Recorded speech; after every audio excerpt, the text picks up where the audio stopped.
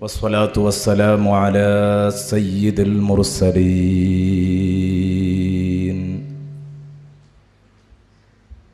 വഅലാ ആലിഹി വസഹ്ബിഹി അജ്മഈൻ. അസ്സലാത്തു വസ്സലാമു അലൈക യാ റസൂലല്ലാഹ്.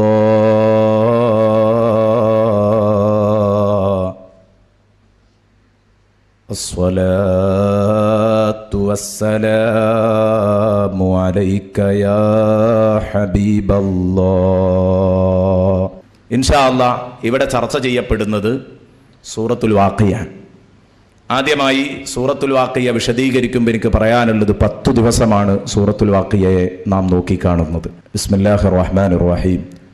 ഇദാ വഖഅത്തിൽ വാഖിയ ലൈസ ലിവഖഅതിഹാ കാദിബ ഖാഫിളത്തുർ റാഫിയ ഇദാ റുജ്ജത്തിൽ അർളു റജ്ജാ വബുസ്സത്തിൽ ജിബാലു ബസ്സാ ഫകാനത് ഹബാഅം മുൻബസ്സാ വകുൻതും അസ്വാജൻ സലാസാ ഇദാ വഖഅത്തിൽ വാഖിയ. സംഭവിക്കേണ്ടതു സംഭവിച്ചു കഴിഞ്ഞാൽ, ഇദാ വഖഅത്തിൽ വാഖിയ സംഭവിക്കേണ്ടതു നടന്നു കഴിഞ്ഞാൽ, ലൈസ ലിവഖഅതിഹാ കാദിബ ആ മഹാസംഭവം നടക്കുമ്പോൾ അതിനെ കളവാക്കുന്ന ഒരൊറ്റ മെമ്പർ പോലും ഭൂലോകത്തുണ്ടാവില്ല. ലൈസ ലിവഖഅതിഹാ കാദിബ ഖാഫിളത്തുർ റാഫിയ. ചില ജനങ്ങളെ താഴ്ത്തിക്കളയുകയും ചില ജനങ്ങളെ സ്റ്റെപ്പായി പൊക്കിക്കളയുകയും ചെയ്യുന്ന മഹാസംഭവമാണത്.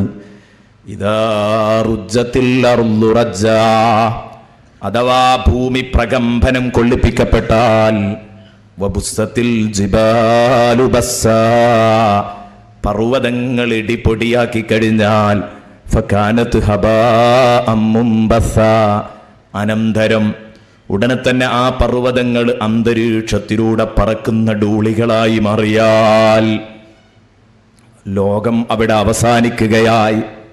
ഇതാണ് സർവ്വലോകനാശത്തിൻ്റെ ചിത്രം. ലോകം അവസാനിച്ചാൽ മറ്റൊരു ലോകമുണ്ടായേ പറ്റൂ, അല്ലെങ്കിൽ ലോകം അവസാനിക്കേണ്ട ആവശ്യമില്ല, മറ്റൊരു ലോകമുണ്ടാകും. ആ ലോകത്ത് വകുൻതും അസ്വാജൻ സലാസ നിങ്ങൾ 3 വിഭാഗമായിരിക്കും, 3 ഗ്രൂപ്പായിരിക്കും നിങ്ങളവിടെ. ആ 3 ഗ്രൂപ്പുകൾ ആരൊക്കെ? അങ്ങനെയാണ്. അതാണ് ഇൻഷാ അല്ലാഹ് നാളത്തെ ചർച്ച. അപ്പം ഇന്ന് ആ തുടക്കത്തിൽ ഇൻഷാ അല്ലാഹ് സൂറത്തുൽ വാഖിയ ചർച്ച ചെയ്യുമ്പോൾ 1-2 കാര്യങ്ങൾ ആമുഖമായി ഉണർത്താനുണ്ട്. അത് ഉണർത്താതെ നമുക്ക് പോകാൻ വയ്യല്ലോ. അതിനു മുമ്പ് പിന്നിൽ വരുന്നവർക്ക് ഇരിക്കാൻ സൗകര്യമില്ലാത്തതുകൊണ്ട് ഉള്ളവരൊന്നും അഡ്ജസ്റ്റ് ചെയ്ത് കൊടുത്താൽ സൗകര്യമാണ്. ഒരനക്കം മുന്നോട്ട് എല്ലാവരും ഇരുന്ന് കൊടുക്കുക. ചർച്ചയാണ് എന്നല്ല, ആരെയും ത്രസിപ്പിക്കുന്ന ചർച്ചയാണ് സൂറത്തുൽ വാഖിയ. സൂറത്തുൽ വാഖിയയെക്കുറിച്ച് ആമുഖമായി എനിക്ക് പറയാനുള്ളത്, ഓരോ ദിവസവും നമ്മളിതിങ്ങനെ പഠിക്കുമ്പോൾ ഓരോ ദിവസവും ഒരു 2, 3, 4 ആയത്ത് ഇവിടെ ഓതി വിശദീകരിക്കുമ്പോൾ എനിക്കൊരു ചെറിയ അപേക്ഷയുണ്ട്. അന്ന് തന്നെ ആ ആയത്തുകളൊന്ന് ഹൃദ്യസ്ഥമാക്കണം. എന്തിനാണെന്ന് ചോദിച്ചാൽ, ദിവസവും സൂറത്തുൽ വാഖിയ പാരായണം ചെയ്യുന്ന ഒരാൾക്ക് ദാരിദ്ര്യം വരില്ലെന്ന് ഹബീബ് മുഹമ്മദുർ റസൂലുള്ളാഹി സ്വല്ലല്ലാഹു അലൈഹി വസല്ലമ തങ്ങൾ അസന്നിഗ്ധമായി പ്രഖ്യാപിച്ച ഒരു യാഥാർത്ഥ്യമാണ്. ഒരിക്കലുമില്ല സൂറത്തുൽ വാഖിയ പാരായണം ചെയ്യുന്ന ഒരാൾക്ക് ദാരിദ്ര്യത്തെ പേടിക്കേണ്ടതില്ല. നമ്മുടെയൊക്കെ ഏറ്റവും വലിയ പ്രശ്നം എൻ്റെ അന്നം മുട്ടുമോ എന്നുള്ള പേടിയാണ്. ഉസ്താദേ, ഈ ഉള്ള റാഹത്തും സന്തോഷവും ഒക്കെ പോകൂല. നല്ല ഒരു മരുന്ന് അള്ളാഹുവിൻ്റെ ഹബീബ് പറഞ്ഞു തരുന്നു, ദിവസവും സൂറത്തുൽ വാഖിയ ഓതിയാൽ മതി. അതിൻ്റെ ആശയതലങ്ങളും കൂടെ നമുക്ക് ഈ 10 ദിവസം കൊണ്ട് അങ്ങ് ഉൾക്കൊള്ളാനായാൽ അത് ഓതുമ്പോൾ നല്ലൊരു ആനന്ദം ഉണ്ടാവും, ഒരു വല്ലാത്ത സുഖം ഉണ്ടാകും അത് ഓതുമ്പോൾ. അതുകൊണ്ട് എല്ലാവരും അതിനുവേണ്ടി ഒരുങ്ങണം. എല്ലാവരും ഇന്ന് മുതൽ സൂറത്തുൽ വാഖിയ നിത്യമായി പാരായണം ചെയ്യാൻ തുടങ്ങണം.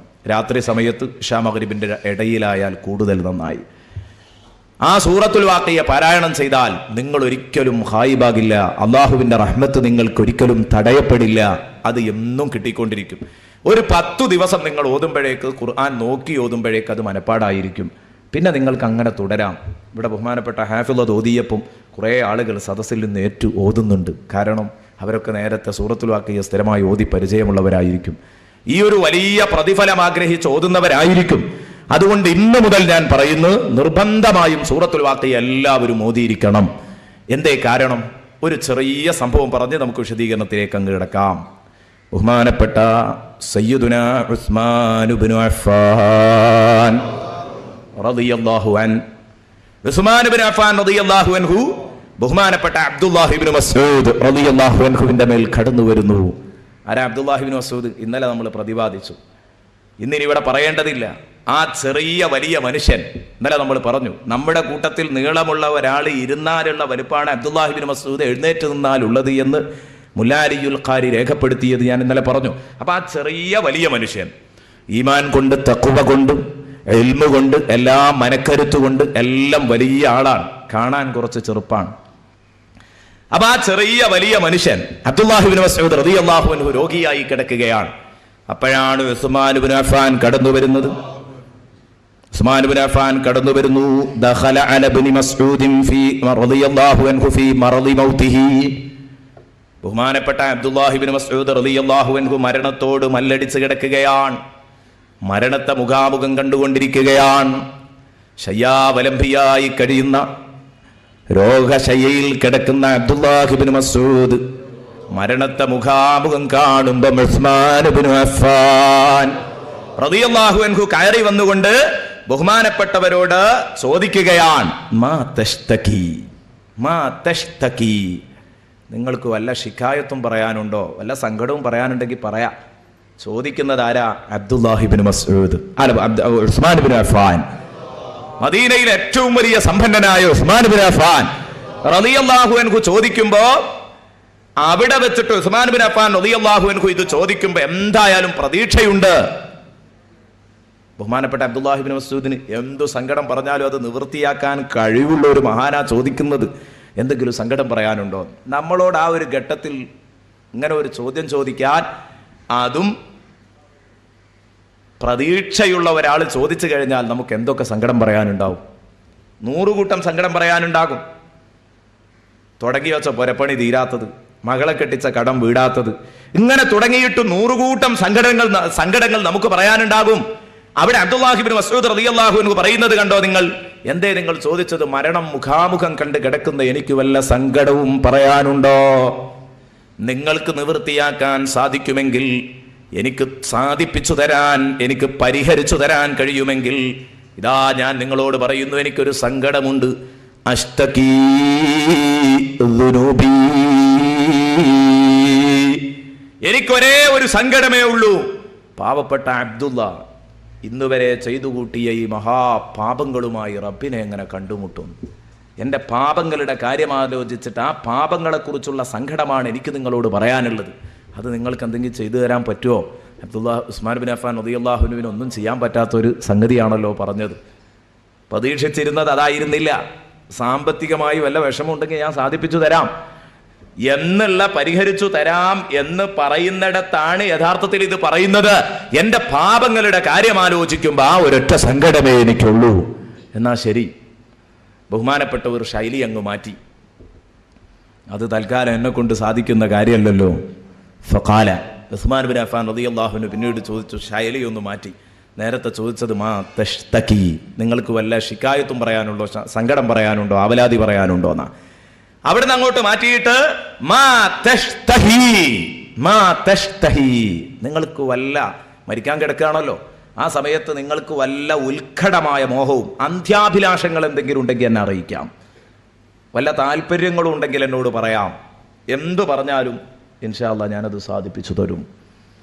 ഉടനെ തന്നെ ബഹുമാനപ്പെട്ട അബ്ദുല്ലാഹി ഇബ്നു മസ്ഊദ് പറയുന്നു, ഉണ്ട് പ്രിയപ്പെട്ട ഉസ്മാൻ, എനിക്ക് ആഗ്രഹമുണ്ട്, ഇല്ല എന്ന് ഞാൻ പറയുന്നില്ല. മരണം മുഖാമുഖം കാണുന്ന എനിക്ക് ആഗ്രഹമുണ്ട്. റഹ്മത്ത റബ്ബി,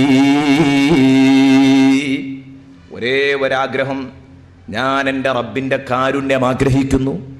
എൻ്റെ റബ്ബ് ഞാൻ ചെയ്ത പാപങ്ങളൊക്കെ പുറത്തു തന്നാൽ അത് റബ്ബിൻ്റെ ഭാഗത്തു നിന്നുള്ള റഹ്മത്താണ്. റഹ്മത്തിൻ്റെ 10 നമുക്ക് കഴിഞ്ഞു പ്രിയപ്പെട്ട കൂട്ടുകാർ. ബഹുമാനപ്പെട്ടവരിതാ മരണസമയത്ത് അല്ലാഹുവിൻ്റെ റഹ്മത്ത്, ആ റഹ്മത്ത് ആശിക്കുകയാണ്. അല്ലാഹുവിൻ്റെ റഹ്മത്ത് കിട്ടിയാൽ കൊള്ളാം, വേറെ ഒരു താല്പര്യവും എനിക്കില്ല. എല്ലാം വിചാരിച്ചതുപോലെയല്ല അബ്ദുല്ലാഹി ഇബ്നു മസ്ഊദിന്റെ ആൻസർ വരുന്നത്. ഉസ്മാൻ ഇബ്നു അഫ്ഫാൻ ശൈലി മാറ്റി. വ്യക്തമായി ഉസ്മാൻ ഇബ്നു അഫ്ഫാൻ ചോദിക്കുന്നു, കുറെ ദിവസമായല്ലോ രോഗമായി കിടക്കുന്നു. ഖാല അഫലാ തദ്ഉ തബീബ്, അഫലാ തദ്ഉ തബീബ്, ഡോക്ടറെ ഒന്നും വിളിക്കുന്നില്ലേ? അല്ല, ഒരു ഡോക്ടറെ കൊണ്ടൊന്ന് ചികിത്സിപ്പിച്ചോ, ഡോക്ടറെ കാണിച്ചോ, ഡോക്ടറെ വിളിച്ചോ? ഇല്ലെങ്കിൽ ഞാൻ വിളിക്കാം എന്ന് ബഹുമാനപ്പെട്ട ഉസ്മാൻ ഇബ്നു അഫ്ഫാൻ റളിയല്ലാഹു അൻഹു പറഞ്ഞപ്പോ ബഹുമാനപ്പെട്ട അബ്ദുല്ലാഹി ഇബ്നു മസ്ഊദ് റളിയല്ലാഹു അൻഹുവിന്റെ മറുപടി നോക്കുക.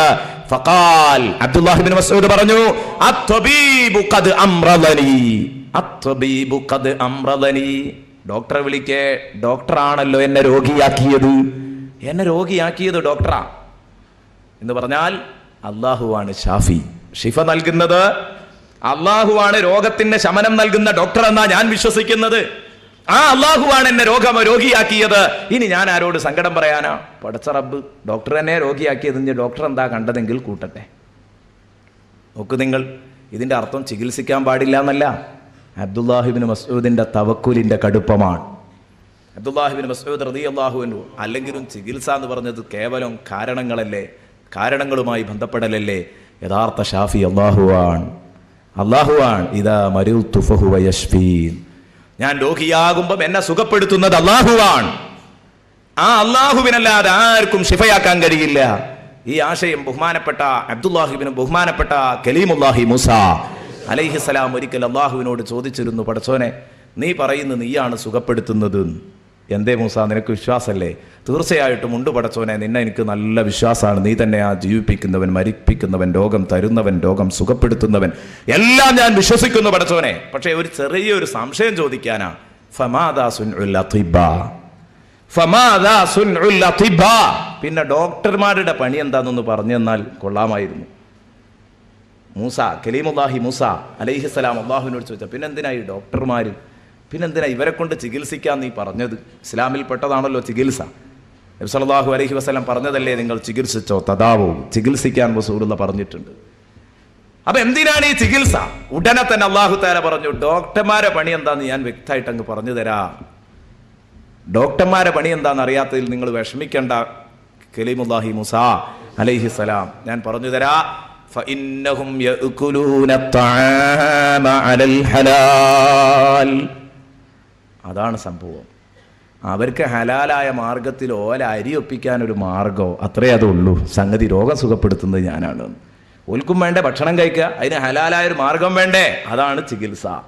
സംഗതി രോഗം സുഖപ്പെടുത്തുന്നത് ഞാനാണ് എന്ന് അല്ലാഹു സുബ്ഹാനഹു വ തആല പറഞ്ഞു. ആ അർത്ഥത്തിലാണ് അബ്ദുല്ലാഹി ഇബ്നു മസ്ഊദ് റളിയല്ലാഹു അൻഹു പറയുന്നത്, ഡോക്ടർ ആണല്ലോ എന്നെ രോഗിയാക്കിയത്, പിന്നെ ഞാനെന്ത് സങ്കടം പറയാനാണ്. ബഹുമാനപ്പെട്ടവർ വീണ്ടും തുടർന്നു.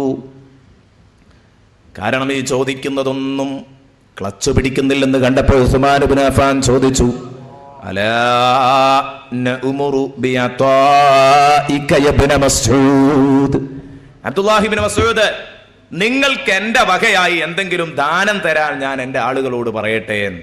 അപ്പം അതോടുകൂടെ വിഷയം പിന്നെ പച്ചയായിട്ട് ചോദിച്ചെങ്കിലേ സംഗതി കിട്ടുള്ളൂ എന്ന് മനസ്സിലായി. എങ്ങനെ ചോദിച്ചാലും സംഗതി വളഞ്ഞാ പോകുന്നത്. അപ്പോൾ ഇനി ഉസ്മാൻ റളിയല്ലാഹുവിൻ്റെ താല്പര്യം ഉസ്മാൻ റളിയല്ലാഹുവിന് വ്യക്തമായി ചോദിക്കാൻ, എനിക്ക് നിങ്ങളെ ഈ മരിക്കാൻ കാലത്തൊന്ന് സഹായിക്കണം എന്നുണ്ട്. ഞാൻ എന്തെങ്കിലും ഒന്ന് എൻ്റെ ആളുകളോട് പറഞ്ഞിട്ട് എൻ്റെ ഫണ്ടിൽ നിന്ന് നിങ്ങൾക്ക് ഇങ്ങോട്ട് അനുവദിപ്പിക്കട്ടെ, ഇങ്ങോട്ട് പാസ്സാക്കിക്കട്ടെ എന്ന് ചോദിച്ചപ്പോൾ ബഹുമാനപ്പെട്ടവർ പറഞ്ഞ മറുപടി, ലാ ഹാജത ലീ ഫീ, മരണം മുഖാമുഖം കണ്ടു കിടക്കുന്ന എനിക്ക് ഇനി നിങ്ങളുടെ ഔദാര്യത്തിൻ്റെ ആവശ്യമല്ല.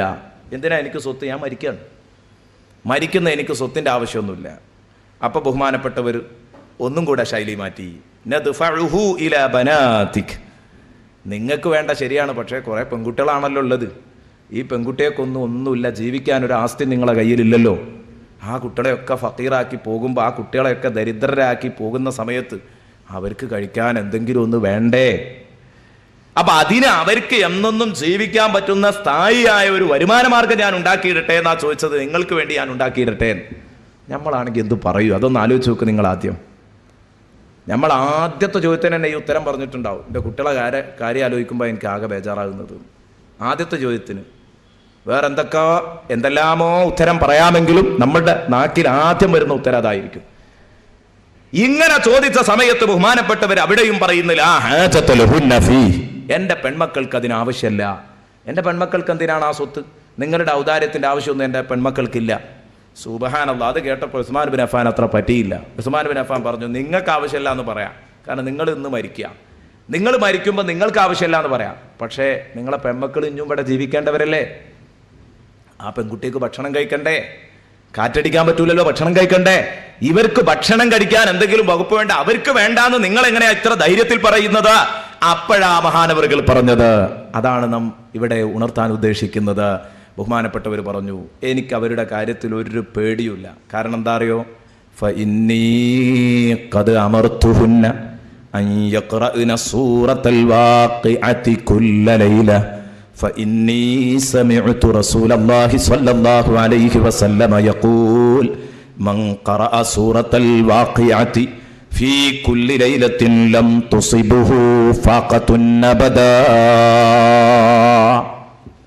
ഞാൻ ഇത്ര ധൈര്യമായിട്ട് പറയാൻ കാരണം എൻ്റെ മക്കളുടെ അന്നം മുട്ടൂല, അവർക്ക് ദാരിദ്ര്യം വരൂല എന്ന് ഞാൻ പറയാൻ കാരണം ഞാൻ അവരെ മരിക്കുന്നത് വരെ ഞാൻ എൻ്റെ വീട്ടിൽ സൂറത്തുൽ വാഖിയ ഓതിയിട്ടുണ്ട്. വാഖിയ എന്ന അധ്യായം ഓതാൻ ഞാൻ എൻ്റെ മക്കളെ കൽപ്പിക്കുകയും ചെയ്തിട്ടുണ്ട്. ഞാൻ മരിക്കോളും അവരെ കൊണ്ട് അത് ഓദിച്ചിട്ടുണ്ട്. എൻ്റെ കാലശേഷവും അവരത് ഓതും. അവരോട് ഞാൻ കൽപ്പിച്ചിട്ടുണ്ട് സൂറത്തുൽ വാഖിയ എന്നും ഓതണട്ടോ എന്ന്. ഞാൻ എൻ്റെ ഹബീബ് പറയുന്നത് കേട്ടിട്ടുണ്ട്. ഫഇന്നീ സമിഅതു റസൂലല്ലാഹി സ്വല്ലല്ലാഹു അലൈഹി വസല്ലമ യഖൂൽ, എൻ്റെ ഹബീബ് പറയുന്നത് ഞാൻ കേട്ടിട്ടുണ്ട്. മൻ ഖറഅ സൂറത്തുൽ വാഖിയതി ഫീ കുല്ലി ലൈല, ഓരോ രാത്രിയിലും സൂറത്തുൽ വാഖിയ പാരായണം ചെയ്യുന്നവൻ ആരുണ്ടോ, ലം തുസിബുഹു ഫാഖത്തുൻ അബദാ, ഇല്ല അയാൾക്കൊരിക്കലും അന്നം മുട്ടുകയില്ല, ദാരിദ്ര്യം അയാളെ ബാധിക്കുകയില്ല. ഇതെന്റെ ഹബീബ് എനിക്ക് തന്ന ഓഫറല്ലേ, ഞാൻ എന്തിനു പേടിക്കണം? എന്റെ ഹബീബ് ഇത്ര നല്ല ഒരു മെഗാ ഓഫർ എനിക്ക് പ്രഖ്യാപിച്ചിട്ടുണ്ടെങ്കിൽ എന്റെ പെൺകുട്ടികൾക്ക് അത് ഓതിയാ പോരെ? അതങ്ങനെ കിട്ടിക്കൊള്ളൂ. ഈമാനിന്റെ കടുപ്പാണ് പ്രിയപ്പെട്ട കൂട്ടുകാരെ. അതുകൊണ്ട് ഒരൊറ്റ ദിവസവും അതാ മറന്നു പോകരുത്. ഇമാം നസഫി റഹ്മത്തുള്ളാഹി അലൈഹി തന്റെ തഫ്സീറുൽ മദാരിക്കിൽ ഇങ്ങനെ ഒരു സംഭവം ഉദ്ധരിക്കുന്നത് കാണാം. എന്തിനാ ഇത് പറഞ്ഞതെന്ന് ചോദിച്ചാൽ, ഇന്ന് മുതൽ സൂറത്തുൽ വാഖിയ പാരായണം തുടങ്ങണം. ഞാനിത് കോഴിക്കോടും അതുപോലെ തന്നെ നമ്മുടെ കോട്ടക്കൽ മസ്ജിദ് സഹാബയിലൊക്കെ പറഞ്ഞപ്പോൾ അവിടെയുള്ള ഒരുപാട് കൂട്ടുകാർ അത് പാരായണം ആരംഭിച്ചു എന്നല്ല, അതിൻ്റെതായ ഗുണങ്ങൾ അവർ കാണാനും തുടങ്ങി. അവർ ഒരുപാട് ആളുകൾ പറഞ്ഞു, വല്ലാത്തൊരു സൂറത്തുൽ ഗിന, സമൃദ്ധിയുടെ അധ്യായം എന്ന് അള്ളാഹുവിന്റെ റസൂൽ ഇതിന് പേരിട്ടത് വെറുതെ അല്ല. സമൃദ്ധിയുടെ അധ്യായം എന്നൊരു പേരുണ്ട്. പക്ഷെ അതെല്ലാം കൂടെ എന്ന് പറയുന്നില്ല, ഇടയ്ക്ക് കയറി അത്തരം ഫളീലത്തുകളും കൂടെ പറഞ്ഞ് നമുക്ക് പോകാം. നമുക്ക് ഇന്നത്തെ ലോകാവസാനം എന്ന വിഷയം ഇൻഷാ അല്ലാഹ് അവതരിപ്പിക്കണം. സൂറത്തുൽ വാഖിയയിൽ ആദ്യത്തെ 2-3 ആയത്തുകൾ ഇൻഷാ അല്ലാഹ് അത് വിശദീകരിക്കണം. അതിലേക്ക് ഇൻഷാ അല്ലാഹ് വരാൻ പോവുകയാണ്. അതിൻ്റെ മുമ്പൊന്ന് ഉണർത്തി എന്ന് മാത്രം ഒറ്റ ദിവസവും വിട്ടുപോകരുത്. ഇവിടെ കേൾക്കുന്ന ഓരോ കാര്യവും ദിവസം പ്രാവർത്തികമാക്കാൻ തയ്യാറാവണം. അല്ലാഹു സുബ്ഹാനഹു വ തആല നമ്മെ സഹായിക്കുമാറാവട്ടെ. പടച്ചവനെ, ഞങ്ങൾക്ക് നീ തൗഫീഖ് നൽകണേ റഹ്മാനെ, ഞങ്ങൾക്ക് നീ തൗഫീഖ് നൽകണേ റഹ്മാനെ. അപ്പൊ ആദ്യം സൂറത്തുൽ വാഖിയ അല്ലാഹു തുടങ്ങുന്നത് ഇദാ വഖഅത്തിൽ വാഖിയ, സംഭവിക്കേണ്ടതു സംഭവിച്ചു കഴിഞ്ഞാൽ. എന്തേ അങ്ങനെ പറയാൻ കാരണം? കണ്ടോ നിങ്ങൾ, ആ ഒരൊറ്റ പ്രയോഗത്തിൽ തന്നെ സംഗതിയുടെ കടുപ്പം മനസ്സിലാകുന്നുണ്ട്. ആര് സംഭവിക്കില്ലെന്ന് കരുതിയാലും ആര് സംഭവിക്കരുതെന്ന് കരുതിയാലും സംഗതി നടക്കേണ്ടത് അതിൻ്റെ സെക്കൻഡിൽ നടന്നുകൊള്ളും. അവിടെയാണ് വിഷയത്തിന്റെ കടുപ്പോ. ലോകാവസാനം എന്നതൊരു ഉട്ടോപ്യയായി കാണുന്നവരുണ്ട്. അത് നടക്കാനുള്ളതല്ല, കേവലം ഒരു സാങ്കല്പിക കഥയായി കാണുന്നവരുണ്ട്. എന്നാൽ അതൊരു ഉട്ടോപ്യയല്ല, നടക്കേണ്ട സമയത്ത് കൃത്യമായി നടക്കാനുള്ള കഥയാ. അപ്പോ നിരീശ്വരവാദികൾ നടക്കില്ലെന്ന് പറയും, യുക്തിവാദികൾ നടക്കില്ലെന്ന് കരുതും.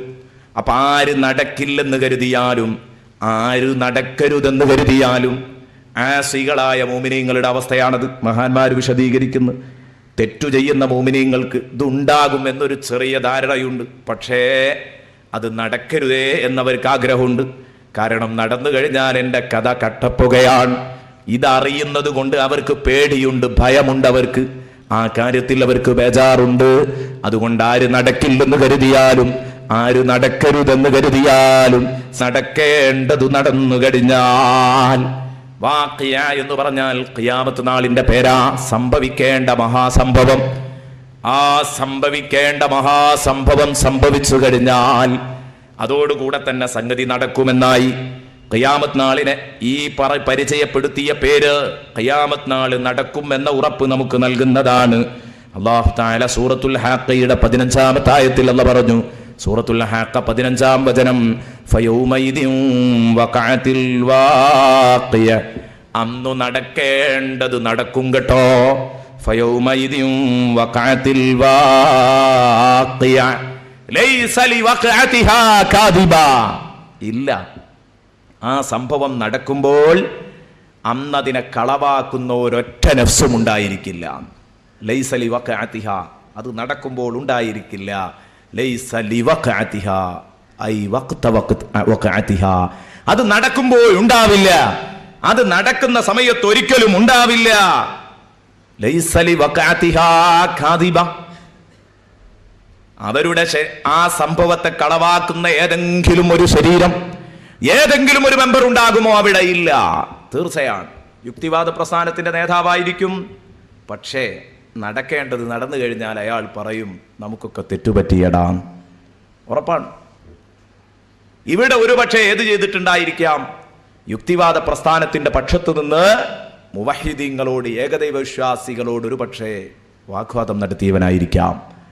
വാദപ്രതിവാദം നടത്തി ഏകദൈവ വിശ്വാസികളെ മലർത്തിയടിച്ചു എന്ന് വാദമുള്ളവനായിരിക്കാം. ഒരുപക്ഷെ സംഗതി സാധിച്ചേക്കാം.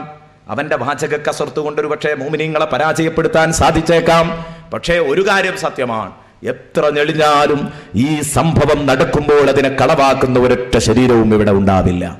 ഇന്നൊരു പക്ഷേ കലാനാഥൻ സാറ് സംവാദങ്ങൾ നടത്തി വിജയിക്കുന്നു എന്ന് അവകാശപ്പെടുന്നുണ്ടാകാം. പക്ഷേ കലാനാഥൻ സാറിന് ഹയാത്തുണ്ടെങ്കിൽ ഉറപ്പാണ് ഈ ഘട്ടം വരുമ്പോൾ അദ്ദേഹവും സമ്മതിക്കും, മക്കളെ ഇത് യാഥാർത്ഥ്യമാണ്, ഇത് വെറുതെ ഓലപ്പാമ്പായിരുന്നില്ല, ഇത് യാഥാർത്ഥ്യമാണെന്ന് സമ്മതിക്കും. ഖുർആനിനെ വിമർശിക്കുന്നവരൊക്കെ സമ്മതിക്കും. യുക്തിവാദികളും അതേ രൂപത്തിൽ നിരീശ്വരവാദ പ്രസ്ഥാനങ്ങളും എല്ലാവരും സമ്മതിക്കുന്ന ഒരു യാഥാർത്ഥ്യമാണിത്. നടക്കേണ്ടത് നടന്നു കഴിഞ്ഞാൽ അന്നതിനെ കളവാക്കുന്ന ഒരൊറ്റ ശരീരവും ഉണ്ടാവില്ല. ലൈസ ലിവഖഅതിഹാ കാദിബ,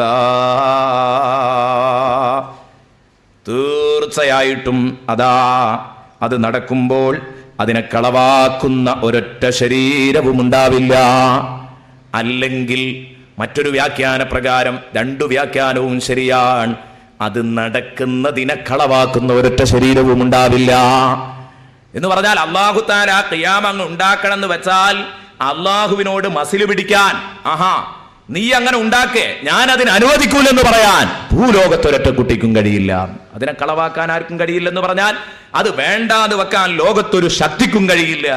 ഇസ്തജീബൂ ലിറബ്ബികും മിൻ ഖബ്ലി അൻ യഅതിയ യൗമുൻ ലാ മറദ്ദ ലഹു മിൻ അല്ലാഹ്, തീർച്ചയായിട്ടും അള്ളാഹുവിന്റെ തീരുമാനങ്ങളെ തട്ടിക്കളയാൻ കഴിയാത്ത, അതിനെ ബ്ലോക്ക് ചെയ്ത് നിർത്താൻ കഴിയാത്ത ഒരു ദിവസം വരുന്നുണ്ട്. ആ ദിവസം വരുന്നതിന്റെ മുമ്പ് പടച്ച റബ്ബിന്റെ പ്രബോധനം ഉൾക്കൊണ്ടോ, അള്ളാഹു വിളിക്കുന്നിടത്തേക്ക് അള്ളാഹു തആല വിളിക്കുന്നിടത്തേക്ക് ചെന്നോ, അള്ളാഹുവും റസൂലും വിളിക്കുന്ന ആ സത്യത്തിലേക്ക് നീ ഉത്തരം ചെയ്യണം. എപ്പോഴോ നീ ആ സത്യത്തെ പുൽകാൻ തയ്യാറാവണം. മനുഷ്യരോടായിട്ട് അള്ളാഹു തആല സൂറത്തു ശൂറയുടെ 47-ാം വചനത്തിൽ പറഞ്ഞു. അപ്പൊ ആർക്കും തട്ടിക്കളയാൻ കഴിയാത്ത ഒരു സംഗതിയാണത്. അന്ന് ഒരൊറ്റ കുട്ടിക്കും അത് വേണ്ടാന്ന് വെക്കാൻ തൽക്കാലം സാധ്യമല്ല. അള്ളാഹുവിന്റെ വാക്ക് സത്യമാണ്, സ്ഥിരപ്പെട്ട വചനമാണ്.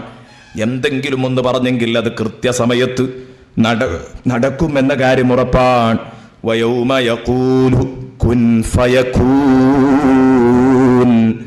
ഖൗലുഹുൽ ഹഖ് വലഹുൽ മുൽക്ക് യൗമ യുൻഫഖു ഫിസ്സൂരി ആലിമുൽ ഗൈബി വശ്ശഹാദ വഹുവൽ ഹകീമുൽ ഖബീർ. തീർച്ചയായിട്ടും അള്ളാഹുവിന് ഇതിനൊന്നും ഒരു പ്രയാസമില്ല. ഉണ്ടാവൂ എന്ന് പറയുമ്പോഴേക്ക് അതുണ്ടാവും എന്ന് പറഞ്ഞാൽ അള്ളാഹുവിന് ഉണ്ടാവൂ എന്ന് പറയേണ്ട ആവശ്യവുമില്ല. അള്ളാഹുവിന്റെ ഇറാദത്ത് അല്ല ഉണ്ടാവണമെന്ന് കരുതുന്നതോടുകൂടെ, ആ വിഷയവുമായി ബന്ധിക്കുന്നതോടുകൂടെ, ഉണ്ടാവണമെന്നുള്ള കരുതുന്നതോടുകൂടെ ഫയകൂൻ, ഖിയാമമാണോ അതുണ്ടാവും, സുനാമിയാണോ അതുണ്ടാവും, ഭൂകമ്പമാണോ അതുണ്ടാവും. അല്ല ഒരു സംഗതിയോട് ഉണ്ടാവൂ എന്ന് പറഞ്ഞാൽ ഉടനെ തന്നെ അതുണ്ടാകും. ഖൗലുഹുൽ ഹഖ്, അള്ളാഹുവിന്റെ വാക്ക് സ്ഥിരപ്പെട്ട വചനമാണ്. അതിനെ തകർക്കാൻ ഒരൊറ്റ കുട്ടിക്കും സാധ്യമല്ല. അതിന്റെ സ്ഥിരതയെ ചോദ്യം ചെയ്യാൻ ഒരൊറ്റ കുട്ടിക്കും സാധ്യമല്ല. അല്ലാഹു ഖുർആനിൽ പറഞ്ഞില്ലേ, ലിക്കുല്ലി നബഇം മുസ്തഖർ, ലിക്കുല്ലി നബഇം മുസ്തഖർ. ഓരോ വാർത്തക്കും ഓരോ സ്ഥിരീകരണമുണ്ട്. അല്ലാഹ് പറഞ്ഞ ഓരോ കാര്യങ്ങളും സ്ഥിരീകരിക്കപ്പെടും. ഖിയാമത്ത് നാളിന്റെ ശേഷം സ്ഥിരീകരിക്കപ്പെടേണ്ടതുണ്ട്, ഖിയാമത്ത് നാൾ നടക്കുമ്പോൾ സ്ഥിരീകരിക്കപ്പെടേണ്ടതുണ്ട്, ഖിയാമം വരെയായിട്ട് സ്ഥിരീകരിക്കപ്പെടേണ്ടതുണ്ട്. അപ്പോൾ ആദ്യം നമുക്ക് ഈ പറയാൻ പോകുന്ന, ഇനി ഞാൻ ഖിയാമത്തിൻ്റെ ചിത്രം ഒന്ന് അവതരിപ്പിക്കാൻ പോവുകയാണ്. ഏതെങ്കിലും ഒരു അധ്യായത്തിലേക്ക് സഹായത്തിന് നമ്മൾ പോവുകയാണ്. എന്നിട്ട് അത് എടുത്തിട്ട് ഏറ്റവും നന്നായിട്ട് ഇതൊക്കെ സംഭവിക്കുമ്പോൾ അതിനെ കളവാക്കുന്ന ഒരാളുണ്ടാകൂല എന്ന് പറയുന്നത് നമുക്ക് ബോധ്യപ്പെടണമെങ്കിൽ ഖിയാമം നടക്കുന്ന ആ ചിത്രം, സർവ്വലോകനാശത്തിന്റെ ചെറിയ ഒരു ചിത്രമെങ്കിലും നമുക്ക് കിട്ടണം. ആ സർവ്വലോകനാശത്തിന്റെ ചിത്രം ഏറ്റവും നന്നായിട്ട് നമുക്ക് പരിചയപ്പെടാൻ പറ്റിയ സൂറത്തു തക്വീറിലാണ്. കാരണം അല്ലാഹുവിന്റെ ഹബീബ് പറഞ്ഞു, മൻ സറഹു അയ്യൻദുറ ഇലാ യൗമിൽ ഖിയാമത്തി റഅയൽ ഐൻ ഫല്യഖ്റഅ സൂറത്തത് തക്വീർ. മൻ സറഹു, ആർക്കെങ്കിലും സന്തോഷം തോന്നിയെങ്കിൽ, അയ്യൻദുറ ഇലാ യൗമിൽ ഖിയാമ, ഖിയാമത്ത് നാളിലേക്ക് നോക്കുന്നത് ആർക്കെങ്കിലും സന്തോഷമായി തോന്നിയെങ്കിൽ, ഖിയാമം കാണുന്നത് ആർക്കെങ്കിലും സന്തോഷമായി തോന്നിയെങ്കിൽ, റഅയൽ ഐൻ, നഗ്നനേത്രം കൊണ്ട് ഖിയാമം കാണണമെന്ന് ആഗ്രഹിക്കുന്നവരുണ്ടെങ്കിൽ, പച്ചയായ കണ്ണുകൊണ്ട് എനിക്ക് ഖിയാമത്ത് നാൾ ഇപ്പൊ ഒന്ന് കാണണം എന്ന് ആരെങ്കിലും ആഗ്രഹിക്കുന്നുണ്ടെങ്കിൽ, ഖിയാമത്ത് നാൾ കാണുക അന്ന് അത് ഭാഗ്യമുള്ള അതിന് വിധിക്കപ്പെട്ട ആളുകൾ മാത്രമേ ഉള്ളൂ. ഭാഗ്യമെന്നതിനെ കുറിച്ച് പറയാൻ വയ്യ. അതിന് വിധിക്കപ്പെട്ട ആളുകൾക്ക് മാത്രമേ ഖിയാമം കാണാൻ കഴിയുള്ളൂ. എന്നാൽ ആ സംഗതി ഇന്ന് എനിക്ക് ആ ചിത്രം ഒന്ന് കാണണമെന്ന് ആർക്കെങ്കിലും ആഗ്രഹം ഉണ്ടെങ്കിൽ റസൂലുള്ളാഹി പറഞ്ഞു, ഫല്യഖ്റഅ സൂറത്തത് തക്വീർ, സൂറത്തു തക്വീർ അവനൊന്ന് പാരായണം ചെയ്തോട്ടെ, സൂറത്തു തക്വീർ അവനൊന്ന് പാരായണം ചെയ്തോട്ടെ. ഫല്യഖ്റഅ സൂറത്തത് തക്വീർ. കാരണം സൂറത്തു തക്വീർ ശരിക്ക് സർവ്വലോകനാശത്തിൻ്റെ ചിത്രം. അത് കുറേ കഴിഞ്ഞിട്ട് നടക്കാൻ പോകുന്നത് ഇപ്പം ഇങ്ങനെ നടക്കുന്നത് പോലെ ഇങ്ങനെ അവതരിപ്പിക്കുകയാണ്. എവിടോ നടക്കുന്നത് നമുക്ക് ലൈവായിട്ട് സ്ക്രീനിൽ കിട്ടാറുണ്ട്. അതേ ഒരു ആനന്ദം യഥാർത്ഥത്തിൽ സൂറത്തു തക്വീർ ഓതുമ്പോൾ ഉണ്ടാവും. അതേ ഒരു ഭയാനകതയും. കാരണം എന്താ, യുഗങ്ങൾ കഴിഞ്ഞിട്ട് സംഭവിക്കാൻ പോകുന്ന ഒരു കാര്യം ഇപ്പം നമ്മുടെ മുമ്പിൽ ഒരു സ്ക്രീനിൽ ഇങ്ങനെ സമർപ്പിക്കുന്നത് പോലെ തോന്നും നമുക്കത് ഓതുമ്പോൾ. ശരിക്കും അതിൻ്റെ മുഴുവൻ ചിത്രവും റസൂലുള്ളാഹി വെറുതെ പറഞ്ഞതല്ല, അതിന് മറ്റൊരു അധ്യായമല്ല ഓതേണ്ടത് സൂറത്തു തക്വീറാണ്. അപ്പോൾ ഇൻഷാ അല്ലാഹ് നമുക്ക് സൂറത്തു തക്വീറിലേക്ക് തന്നെ പോകാം. അതിൻ്റെ മുമ്പ് അള്ളാഹു പറഞ്ഞതൊക്കെ സ്ഥിരപ്പെടുന്ന ആദ്യം പറയണം. അതെന്തിനാ ഞാൻ പറയുന്നതെന്ന് വെച്ചാൽ, ഇതേ പള്ളിയിൽ നിന്ന് 3 കൊല്ലം മുമ്പ് ഞാനൊരിക്കൽ പരലോകം ഖുർആനിൽ എന്ന വിഷയം 10 ദിവസം അവതരിപ്പിച്ചപ്പോൾ 9 ദിവസം ആ വിഷയം കേട്ടിരുന്ന ഒരു സഹോദരൻ 10ാമത്തെ ദിവസം അയാളുടെ മനസ്സ് മാറി. ഈ റൂമിൽ ഞാനിങ്ങനെ വിശ്രമിക്കുമ്പോൾ എന്നോട് വന്ന് പറഞ്ഞത് ഞാൻ ഇപ്പോഴും ഓർക്കുന്നു, ഉസ്താദെ, ഞാൻ ഈ 9 ദിവസം നിങ്ങളുടെ ക്ലാസ്സിലിരുന്നത് മറ്റൊരു മെൻറ്റാലിറ്റിയോടുകൂടെയാണ്.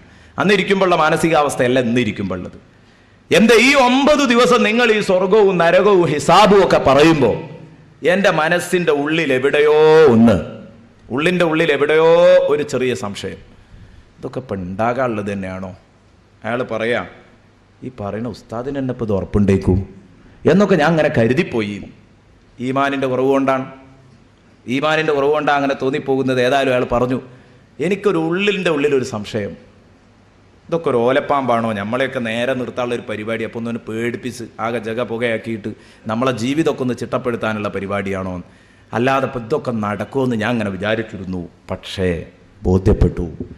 10ാമത്തെ ദിവസം നിങ്ങൾ സൂറത്തുൽ മുഅ്മിനൂനയിൽ നിന്ന് ഭ്രൂണശാസ്ത്രത്തെ പരാമർശിക്കുന്ന ഒരു ആയത്തോതിയപ്പോൾ ഗർഭപാത്രത്തിലിരിക്കുന്ന കുഞ്ഞ് അവൻ എങ്ങനെ വളരുന്നു, ഭ്രൂണം എങ്ങനെ വളരുന്നു, അതിൻ്റെ ഓരോ ദിവസത്തെ വളർച്ചയെക്കുറിച്ചും ഓരോ മാസത്തിലെ വളർച്ചയെക്കുറിച്ചും അന്ന് ചർച്ച ചെയ്തപ്പോൾ എനിക്ക് ബോധ്യപ്പെട്ടു. എന്തേ കാരണം? അത് ഞാനൊരു ഡോക്ടർ എഴുതിയ പുസ്തകം വായിച്ചിട്ടുണ്ട്. നോക്കണം നിങ്ങൾ, ഡോക്ടർ എഴുതിയത് വിശ്വാസമാണ്, അല്ല പറഞ്ഞതിൽ ആ സംശയം. ഡോക്ടർ എഴുതിയ പുസ്തകം വായിച്ചിട്ടുണ്ട്. അയാൾ പറഞ്ഞ അതേ രൂപത്തിലാ ഖുർആനിലും ഉള്ളത്. പക്ഷേ അദ്ദേഹം തന്നെ അതിൻ്റെ കാരണവും കൂടെ വ്യക്തമാക്കി തന്നു എനിക്ക്. അത് കൂടുതൽ സന്തോഷകരമായി. എന്തേ കാരണം? അദ്ദേഹം പറഞ്ഞു, ഉസ്താദെ, ഇത് സംഗതി ഡോക്ടർമാർ ഇത് പറയുന്നത് നമ്മൾ എന്തുകൊണ്ട് വിശ്വസിക്കുന്നു എന്ന് വെച്ചാൽ, ഡോക്ടർ ആരാ? ഡോക്ടർ പുറത്ത് നിന്ന് അകത്തേക്ക് നോക്കാനുള്ള യന്ത്രങ്ങളും ഉപകരണങ്ങളും വന്നപ്പോൾ ഓരോ ദിവസവും ഇങ്ങനെ നോക്കുക ഭ്രൂണം എന്താകുന്നു. അപ്പം അതിനനുസരിച്ച് മൂപ്പരിങ്ങനെ പറയാ. അതിൽ അത്ഭുതമൊന്നുമില്ല. ലോകം പുരോഗമിച്ചപ്പോൾ അദ്ദേഹത്തിന് അത് നോക്കി കണ്ടെത്താൻ കഴിഞ്ഞു എന്നേ ഉള്ളൂ. പക്ഷെ അവിടെയല്ല, ഇന്ന് ഈ യന്ത്രങ്ങൾ വെച്ചിട്ട് ഭ്രൂണത്തെക്കുറിച്ച് സംസാരിക്കാൻ കഴിയുന്ന ഈ യുഗത്തിൽ സംസാരിച്ചതിനെ കുറിച്ചല്ല പ്രസക്തി. ഇതിനോട് കൃത്യമായി 100% പൊരുത്തപ്പെട്ട് ഈ യന്ത്രത്തെക്കുറിച്ച് ഉപകരണത്തെക്കുറിച്ച് ചിന്തിക്കാൻ പോലും കഴിയാത്ത കാലത്ത് ആടുമേച്ചു നടന്നിരുന്ന മുഹമ്മദ് മുസ്തഫ സല്ലല്ലാഹു അലൈഹി വസല്ലമ തങ്ങളാണല്ലോ ഇത് വിളിച്ചു പറഞ്ഞത്. ഇതൊരു വല്ലാത്ത സംഭവമാണ്. അതാണ് മൊറീസ് ബുക്കായിയെ ചിന്തിപ്പിച്ചത്. മൊറീസ് ബുക്കായിയെയും ചിന്തിപ്പിച്ചത് ഭ്രൂണശാസ്ത്രമാണ്, ഖുർആന്റെ ഭ്രൂണശാസ്ത്ര വിവരണമാണ്. കാരണം ഇത് പറഞ്ഞത് ഭയങ്കര സംഭവം തന്നെയാണ്. ഇപ്പോൾ പറയുന്നതിൽ അത്ഭുതമല്ല. അന്ന് ഇത് പറഞ്ഞു എന്നുണ്ടെങ്കിൽ ഇത് ദൈവിക വചനം തന്നെ ആവാനേ സാധ്യതയുള്ളൂ എന്നയാൾ മനസ്സിലാക്കി. അങ്ങനെയാണ് അദ്ദേഹത്തിന് മാറ്റമുണ്ടാകുന്നത്. നമ്മളെ സംബന്ധിച്ചിടത്തോളം ആ വിഷയം ഞാൻ ഇവിടെ പറയാൻ ഉദ്ദേശിക്കുന്നില്ല. കാരണം മുമ്പ് ഞാൻ പറഞ്ഞതാണ്, ഖുർആൻ ക്ലാസ്സിൽ പലപ്പോഴും പറഞ്ഞതാണ്. ഞാൻ പറയുന്നത് ഒരു ചെറിയ സംഗതി, എല്ലാവർക്കും അറിയാവുന്ന, കുറച്ചൊക്കെ വായന പരിചയമുള്ള ആളുകൾക്ക് കൂടുതൽ ബോധ്യപ്പെടുന്ന ഒരു ചെറിയ സംഗതി പറയാം. എന്തിന്? അന്ന് എനിക്ക് കിട്ടിയൊരു വിവരമാണത്. അതും കൂടെ ഞാൻ കൂട്ടത്തിൽ പറയണം. 10ാമത്തെ ദിവസമല്ല ഇത്തരം കാര്യങ്ങൾ പറയേണ്ടത് എന്ന് എനിക്ക് അന്ന് മനസ്സിലായി. 1ാമത്തെ ദിവസം പറഞ്ഞോളണം. ഇപ്പം ഞാൻ 1ാമത്തെ ദിവസം അത് പറഞ്ഞിരുന്നെങ്കിൽ 10 ദിവസത്തെ പ്രഭാഷണം അയാൾ ആ നിലക്ക് കേൾക്കുമായിരുന്നു.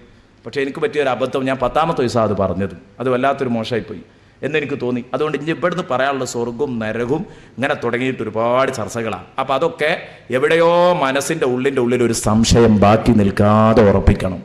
അതിന് അള്ളാഹു പറഞ്ഞതൊക്കെ പുലർന്നിട്ടുണ്ട്. എല്ലാം പുലരും, ഒന്നും പുലരാതെ പോകില്ല. ലിക്കുല്ലി നബഇൻ മുസ്തഖർ. ഓരോ വാർത്തക്കും ഓരോ സ്ഥിരീകരണമുണ്ട്. സ്ഥിരീകരിക്കപ്പെടുന്ന സ്ഥാനമുണ്ട്, സ്ഥിരീകരണമുണ്ട്. പണ്ഡിതന്മാർക്ക് വേണ്ടി മാത്രം പറയുന്നു, മീമിയായ മസ്തറായിട്ട് മുസ്തഖർ, സ്ഥിരീകരണമുണ്ട് എന്ന് മഹാന്മാർ അതേക്കുറിച്ച് അഭിപ്രായം പറഞ്ഞത് കാണാം, ആധികാരിക മുഫസ്സിരീങ്ങൾ. അപ്പൊ ഞാൻ പറഞ്ഞു വന്നത്, ശരിക്കും അല്ലാഹ് പറഞ്ഞത് മുഴുവനും പുലരും. അതിൻ്റെ ഒരു ചെറിയ തെളിവ് 19ാം നൂറ്റാണ്ടിൽ ഹോളണ്ടിലെ ഒരു ബയോളജിസ്റ്റ്, അദ്ദേഹത്തിൻ്റെ പേര് ഞാൻ കൃത്യമായി ഓർക്കുന്നില്ല, ഹോളണ്ടിലെ ഒരു ബയോളജിസ്റ്റ്, അദ്ദേഹം കണ്ടെത്തിയ തേനീച്ചയെക്കുറിച്ചുള്ള ഒരു പഠനം, അദ്ദേഹം കുറെ രഹസ്യങ്ങൾ കണ്ടെത്തി തേനീച്ചയെക്കുറിച്ച്. അത് സൂറത്തുൻ നഹ്ലിൽ അല്ലാഹു സുബ്ഹാനഹു വ തആല സൂറത്തുൻ നഹ്ലിന്റെ 68, 69, 70 ആയത്തുകളിൽ പറഞ്ഞ സത്യമാണ്. അപ്പോൾ ഇത് 19ാം നൂറ്റാണ്ടിലാണ് ഇയാൾ കണ്ടെത്തുന്നത്. ആദ്യം ഞാൻ അതങ്ങ് പറയാം, എന്നിട്ട് നമുക്ക് 7ാം നൂറ്റാണ്ടിൽ ഇറങ്ങിയ ഖുർആനെ കുറിച്ച് പറയാം. അപ്പോൾ എത്ര നൂറ്റാണ്ട് മുമ്പ്? 12 നൂറ്റാണ്ട് ഇപ്പുറത്തേക്കാണ് ഖുർആൻ നോക്കിക്കാണുന്നത്. 19ാം നൂറ്റാണ്ടിൽ കണ്ടുപിടിച്ച കാര്യം 7ാം നൂറ്റാണ്ടിൽ പ്രഖ്യാപിക്കുന്നു. 7ാം നൂറ്റാണ്ടിൽ വിശുദ്ധ ഖുർആൻ സംസാരിക്കുന്നു. എന്തേ കാരണം? തേനീച്ചയെക്കുറിച്ച് പറഞ്ഞപ്പോൾ ഇയാൾ തേനീച്ചയെക്കുറിച്ച് പഠനം നടത്തി. എല്ലാ ജന്തുക്കളെക്കുറിച്ചും ഇയാൾ പഠനം നടത്തി. ആ കൂട്ടത്തിൽ അയാളെ വല്ലാതെ സ്വാധീനിച്ചു തേനീച്ചയെക്കുറിച്ചുള്ള പഠനം. അയാൾ പറഞ്ഞു, തേനീച്ച ഒരു അത്ഭുത ജീവിയാണ് കൂട്ടുകാരെ, ഒരത്ഭുത ജീവിയാണ് ഈ തേനീച്ച. ഇത് നമ്മൾ അത്ഭുതത്തോടെ ചിന്തിക്കേണ്ട ഒരു സംഗതിയാണ് തേനീച്ചയെക്കുറിച്ച്. അപ്പം എന്താ സംഭവം എന്ന് ചോദിച്ചപ്പോൾ അദ്ദേഹം പറഞ്ഞു, തേനീച്ച എന്ന ജീവി അത് യഥാർത്ഥത്തിൽ ഒരത്ഭുത ജീവിയാണ്. ഈ ആണുങ്ങൾ മഹാകള്ളന്മാരാ. തേനീച്ചൻ്റെ കൂട്ടത്തിൽ ആണുങ്ങൾ മഹാകള്ളന്മാരാണ്. ഭക്ഷണം ഉണ്ടാക്കുന്നതും കൂടുണ്ടാക്കുന്നതും ഒക്കെ പെണ്ണുങ്ങളാണ്. കൂടുണ്ടാക്കുന്നതും പെണ്ണുങ്ങളാണ്, ഭക്ഷണം ഉണ്ടാക്കുന്നതും തേൻ നുകരാൻ പോകുന്നതും തേൻ സംഭരിക്കാൻ പോകുന്നതും അതൊക്കെ പെണ്ണുങ്ങളാണ്. പിന്നെ ആണുങ്ങളെ പണി എന്താണ്? ഇയാൾ കണ്ടെത്തിയ രഹസ്യമാണ്. ആണുങ്ങളെ പണി കാര്യമായിട്ട് ഓൽക്കൊരൊറ്റ ഏർപ്പാടേ ഉള്ളൂ, പ്രത്യുൽപാദനം. വേറെ ഏർപ്പാടൊന്നുമില്ല. അത് തൻ്റെ ഇണകളുമായി ബന്ധപ്പെട്ടുകൊണ്ടിരിക്കുക, വേറെ ഇണ ചേരുക എന്നല്ലാതെ വേറെ ഏർപ്പാടൊന്നുമില്ല. ഇങ്ങനെയുള്ള ഒരു തരം കള്ളന്മാരാണ് ഇവർ, തേനീച്ചകളുടെ കൂട്ടത്തിലുള്ള ആണുങ്ങൾ. ഒരു അത്ഭുതമായിട്ട് അയാൾ പറഞ്ഞതാണ്. പിന്നെ അദ്ദേഹം പറഞ്ഞു, തേനീച്ചകൾ പ്രധാനമായും ഉപശാഖകൾ പലതുമുണ്ട്, പക്ഷെ പ്രധാനമായ ശാഖകൾ 3 ഒന്ന് മലന്തേൻ എന്ന് പറയുന്ന ഒരു വളരെ ഭീമാകാരമുള്ള ഒരു തേൻ, നല്ല വലുപ്പമുള്ള ഒരു തരം തേനുകൾ, മലന്തേൻ. അതിനെ കണ്ടാൽ മനുഷ്യൻ കാട്ടാനെ കണ്ടതുപോലെ പോകേണ്ടി വരും. ഒരു കുത്തിയാൽ മരിക്കും ഉറപ്പാ. അത് നമ്മളൊന്നും കാണാറില്ല അത്തരം തേനുകൾ. അയാൾ കണ്ടെത്തി, അയാളുടെ അന്വേഷണത്തിൽ അയാൾ പുറത്തുവിട്ട രഹസ്യങ്ങളാണ്. 2ാമത്തെ ഒരു വിഭാഗമുണ്ട്. അത് കഴിഞ്ഞിട്ട് 2ാമത്തെ ഒരു വിഭാഗമുണ്ട്. ആ 2ാമത്തെ വിഭാഗത്തിൻ്റെ സ്വഭാവം എന്താ? 2ാമത്തെ വിഭാഗത്തെ സംബന്ധിച്ചിടത്തോളം മലന്തേൻ, അത് കഴിഞ്ഞിട്ടൊരു ഇടത്തരം തേനുണ്ട്. അത് കൂടുവെക്കാറുള്ളത് പലപ്പോഴും ഈ മരങ്ങളിൽ, മറ്റത് കൂടുവെക്ക മലകളിൽ, വലിയ പാറക്കെട്ടുകളിലൊക്കെയാണ്. മലകളിലുള്ള പാറക്കെട്ടുകളിലൊക്കെയാണ്. രണ്ടാമത്തെ ഇടത്തരം തേനുകൾ കൂടുവെക്ക എപ്പോഴും വൃക്ഷങ്ങളിലാണ്. വൃക്ഷങ്ങളുടെ കൊമ്പുകൾ, പൊത്തുകൾ, അവിടെയൊക്കെയാണ് കൂടുവെക്കുക. മൂന്നാമത്തെ ഒരു വിഭാഗം തേനീച്ചയുണ്ട്, അത് വളരെ ചെറുതാണ്. നമ്മൾ ഈ വലിയ തേൻ എന്ന് പറയുന്ന ഈ ഇടത്തരത്തെ കുറിച്ചാണ് കേട്ടോ. പിന്നെ മൂന്നാമത്തെ ഒരു തേനുണ്ട്, കാണാൻ വളരെ ചെറുത്, അക്രമ സ്വഭാവം വളരെ കുറയും, കടിക്കൂല, കടിച്ചാൽ തന്നെ ചെറിയൊരു വേദന ഉണ്ടാവുള്ളൂ. അത് മനുഷ്യന്മാരുടെ ബിൽഡിങ്ങിൻ്റെ ചെത്തിത്തേക്കാത്ത ചുമരുകളുടെയൊക്കെ പിന്നിൽ വന്ന് കൂട് കെട്ടും. നമ്മളൊക്കെ പഴയ കാലത്ത് കുട്ടികളാകുമ്പോൾ ഇങ്ങനെ കണ്ണൻ ചിരട്ട വെച്ച് കൊടുക്കലുണ്ട് ഇതിൻ്റെ തേനെടുക്കാൻ വേണ്ടിയിട്ട്. വികൃതി കളിക്കാറുണ്ട്. അതിനോടെ ആ വികൃതിയൊക്കെ കളിക്കാൻ പറ്റുള്ളൂ, മറ്റവരോട് കളിച്ചാൽ വിവരം അറിയും. അപ്പോൾ ഈ കുട്ടികളോട് നമ്മൾ, ഈ ചെറിയ വകുപ്പിനോട് നമ്മൾ ഇങ്ങനെയൊക്കെ കളിക്കാറുണ്ട്. അപ്പം എന്തായാലും ഇയാൾ പറഞ്ഞു അത് ആക്രമണ സ്വഭാവം കുറഞ്ഞതാണ്, പക്ഷേ അതിൻ്റെ തേനിന് ഔഷധവീര്യം കുറവാണ്. അതിൻ്റെ തേൻ അത്ര തന്നെ ഫലിക്കൂല. ഇടത്തരം സാധനത്തിന് ഏറ്റവും മുന്തിയത് മലന്തേനിൻ്റെ തേനാണ്. ഇങ്ങനെ ഇദ്ദേഹം 3 വിഭാഗമാണ് തേനീച്ചകൾ എന്ന് കണ്ടെത്തി. പിന്നെ അദ്ദേഹം പറഞ്ഞത്, നിങ്ങൾ വിചാരിച്ചതുപോലെയല്ല തേനുണ്ടാകുന്നത്. തേൻ ഒരു തേനീച്ച പോയിട്ട് പൂമ്പൊടി ഇങ്ങ് ശേഖരിച്ചു, അത് കൊണ്ടുവന്ന് ഉടനെ തന്നെ തേനായിട്ട് പുറത്തുനിന്ന് വരുന്നു എന്നല്ല. പിന്നെയോ അത് കൂട്ടിൽ വന്ന് ഛർദ്ദിക്കും. ഛർദ്ദിച്ചതിൻ്റെ ശേഷം കള്ളന്മാർക്ക് ഭക്ഷണം കഴിക്കൽ ഇവരിതാ തിന്നുക, ആണുങ്ങൾ അവരിത് തിന്നും, വീണ്ടും ഛർദ്ദിക്കും. അങ്ങനെ പല തേനീച്ചകളുടെ അകത്ത് ചെന്ന് പല തേനീച്ചകളുടെ വയറുകളിൽ കറങ്ങിയതിൻ്റെ ശേഷമാണ് തേനുണ്ടാകുന്നത്. അത് തേനായി രൂപാന്തരപ്പെടുന്നത്. ഒരു തേനീച്ചക്ക് തന്നെ എത്ര പോകുന്നൊരു ജീവിയെക്കുറിച്ചായി പറയുന്നത് എന്ന് കേൾക്കുമ്പോൾ അത്ഭുതപ്പെടരുത് കേട്ടോ. ഇതൊന്നും പിന്നെ ആരും നിഷേധിക്കുമെന്ന് എനിക്ക് തോന്നുന്നില്ല, ഇന്നത്തെ യുഗമായതുകൊണ്ട്. ഇത്ര പോകുന്നൊരു തേനീച്ചയെക്കുറിച്ച് അദ്ദേഹം പറയുന്നു, അതിനൊരു വയറല്ല, വയറിനകത്ത് 6 അറകളുണ്ട്. 6 അറകളുണ്ട്. ഞാൻ പറയുന്നത് ഇതെല്ലാം എനിക്ക് വിശദമായിട്ട് പറയാനുള്ള സമയമല്ല, കാരണം നമുക്കൊരു കൃത്യമായ സമയമുണ്ട്. ആ സമയമാകുമ്പോഴേക്ക് തീരും വേണമല്ലോ. അതുകൊണ്ട് പെട്ടെന്ന് നമ്മൾ ആദ്യമായിട്ട് സൂറത്തു നഹലിൽ അല്ലാഹു തആല തേനീച്ചയെക്കുറിച്ച് പ്രതിപാദിച്ച ഭാഗം നോക്കുക. നബിയേ, നിങ്ങളുടെ രക്ഷിതാവ് തേനീച്ചക്ക് ബോധനം നൽകി, തേനീച്ചക്ക് തോന്നിപ്പിച്ചു, അഹിയ നൽകി എന്ന് പറഞ്ഞാൽ തേനീച്ച നബിയാണെന്നൊന്നും അല്ല പറഞ്ഞതിൻ്റെ അർത്ഥം. തേനീച്ചക്ക് അല്ലാഹു തോന്നിപ്പിച്ചു കൊടുത്തു. എന്ത്? അനിത്തഖിദീ മിനൽ ജിബാലി ബുയൂതാ. അവിടെയാ ചിന്തിക്കേണ്ടത്. അനിത്തഖിദീ മിനൽ ജിബാലി ബുയൂതാ. എടി ഉണ്ടോ, പെണ്ണാ കൂടുണ്ടാക്കുന്നത് എന്ന് പറഞ്ഞെങ്കിൽ ഖുർആൻ എന്തൊരു അന്തസ്സുണ്ട് പറയാൻ. അനിത്തഖിദീ മിനൽ ജിബാലി ബുയൂതാ. എടി, നീ പോയിട്ട് പർവ്വതങ്ങളിൽ കൂടുവെക്കണം. വമിനശ് ശജർ, മരങ്ങളിലും, വമിമ്മാ യഅരിശൂൻ, ജനങ്ങൾ കെട്ടിപ്പൊക്കിത്തരുന്ന ബിൽഡിങ്ങുകളിലും, ജനങ്ങൾ കെട്ടിപ്പൊക്കിത്തരുന്ന, ജനങ്ങൾ ഇട്ടുതരുന്ന കൈപ്പങ്ങാ പന്തലുകളിൽ, അവരുടെ വീടുകളിൽ, ആ വീടുകളിലൊക്കെ നിങ്ങൾക്ക് പോയി അവരുടെ വിറകുപുരകളിൽ ഒക്കെ കൂടുവെക്കാം. അപ്പോൾ മൂന്നാമത്തെ വിഭാഗം വമിമ്മാ യഅരിശൂൻ, രണ്ടാമത്തെ വിഭാഗം വമിനശ് ശജർ, മരത്തിൽ. അയാൾ പറഞ്ഞത് കൃത്യമായി കണ്ടോ. അത് അയാളിപ്പോൾ ഖുർആൻ നോക്കിയിട്ട് എഴുതിയതൊന്നും ആവില്ല, പക്ഷെ അദ്ദേഹം ഗവേഷണം നടത്തിയപ്പോൾ ലികുല്ലി നബഇൻ മുസ്തഖർ, ശരിക്കും ഇങ്ങോട്ട് ബോധ്യപ്പെടുകയാണ്. മിനൽ ജിബാലി ബുയൂത, പർവ്വതങ്ങളിൽ പോയി കൂടുവെച്ചോ എന്ന് പറയുമ്പോൾ ഇവിടെ സ്വാഭാവികമായി എൻ്റെ സുഹൃത്തുക്കളിൽ പണ്ഡിതന്മാർക്കൊരു ചെറിയ സംശയം സ്വാഭാവികമായിട്ട് തോന്നിയേക്കാം. ഇങ്ങനെയൊക്കെ പറഞ്ഞാൽ ഒരു പക്ഷേ അപകടത്തിൽ കുടുങ്ങില്ലേ? ഇത് സ്ഥിരീകരിക്കപ്പെട്ട ഒരു യാഥാർത്ഥ്യമാണ്, ഇതിൽ സംശയമില്ല. ഇനി പോവട്ടെ, ഈ ചില ജന്തുക്കളെ ആണ് പെണ്ണ് വിഭജനം വ്യത്യാസമില്ലാതെ ഉപയോഗിക്കാറുണ്ട്. ആണും പെണ്ണും ഒക്കെ ഒരേ സ്വരത്തിൽ. അതുപോലെ തേനീച്ചയെക്കുറിച്ച് ആണായാലും പെണ്ണായാലും ഒക്കെ അതൊരൊറ്റ രൂപത്തിൽ അങ്ങ് ഉപയോഗിക്കും.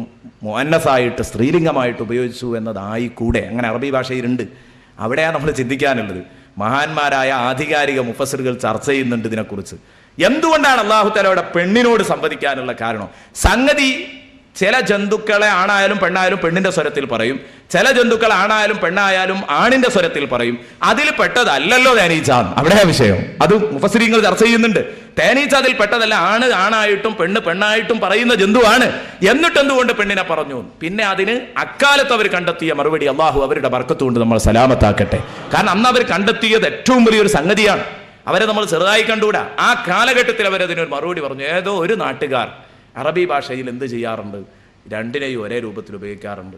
അവരുടെ ഭാഷയനുസരിച്ച് ആവാമെന്ന് പറയുമ്പോൾ അന്ന് ഖുർആനിൻ്റെ എതിരാളികളെ പ്രതിരോധിക്കാൻ മാത്രം മതിയായ മറുപടിയാണത് തീർച്ചയായിട്ടും.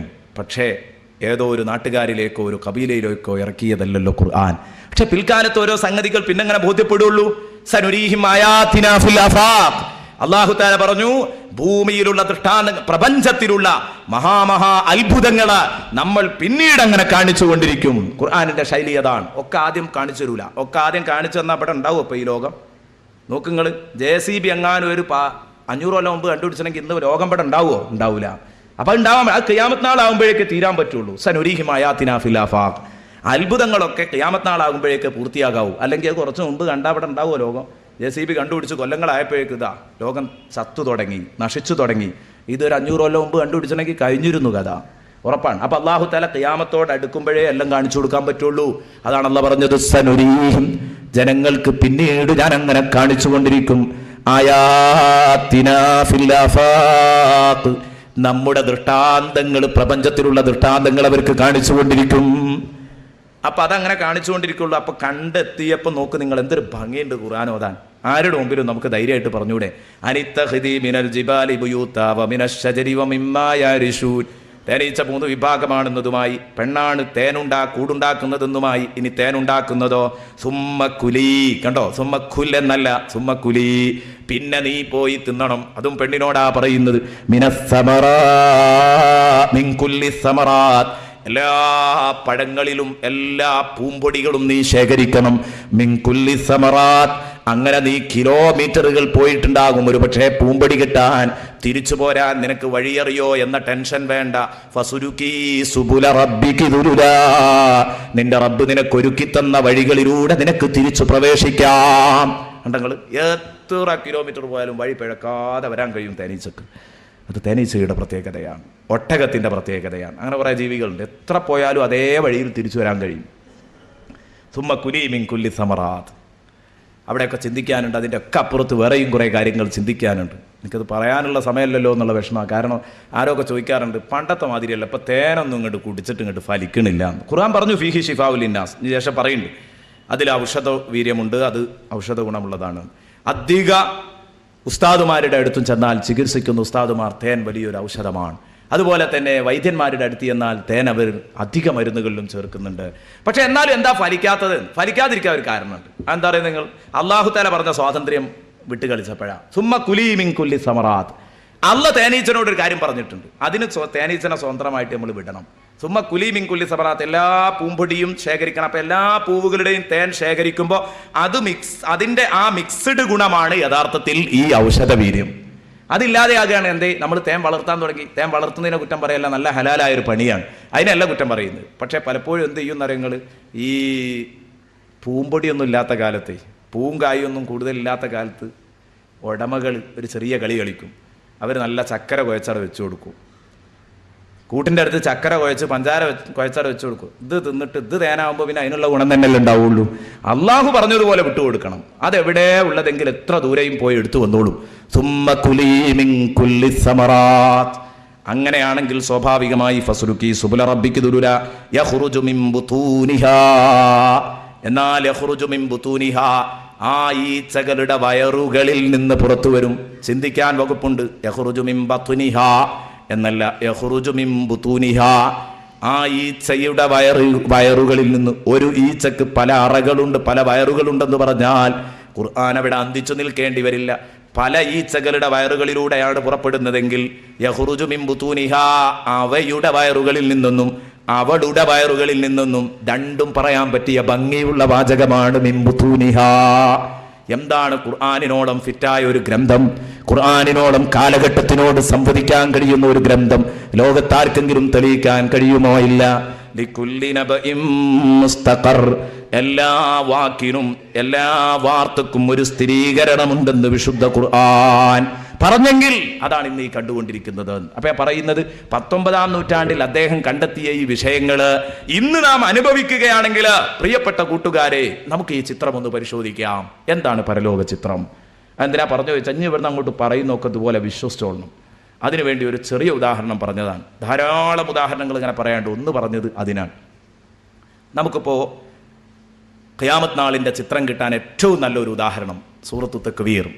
അതിലെ വാക്കുകൾ നമുക്ക് ഒന്ന് ചെറിയ രൂപത്തിലൊന്ന് വിശദീകരിക്കാം, അപ്പോഴേക്ക് സമയം കഴിയും. ഇദ ശംസു കുവ്വിറത് വഇദൻ നുജൂമു ഗദറത് വഇദൽ ജിബാലു സുയ്യിറത് വഇദൽ ഇശാറു ഉത്തിലത് വഇദൽ വുഹൂശു ഹുശിറത് വഇദൽ ബിഹാറു സുജ്ജിറത് വഇദൻ നുഫൂസു സുവ്വിജത് വഇദൽ മൗഊദത്തു സുഇലത്. തുടർന്നുണ്ട്. ആദ്യം ഞാൻ സൂറത്തു തക്വീറിൻ്റെ സന്ദേശം ഒന്ന് പറയാം.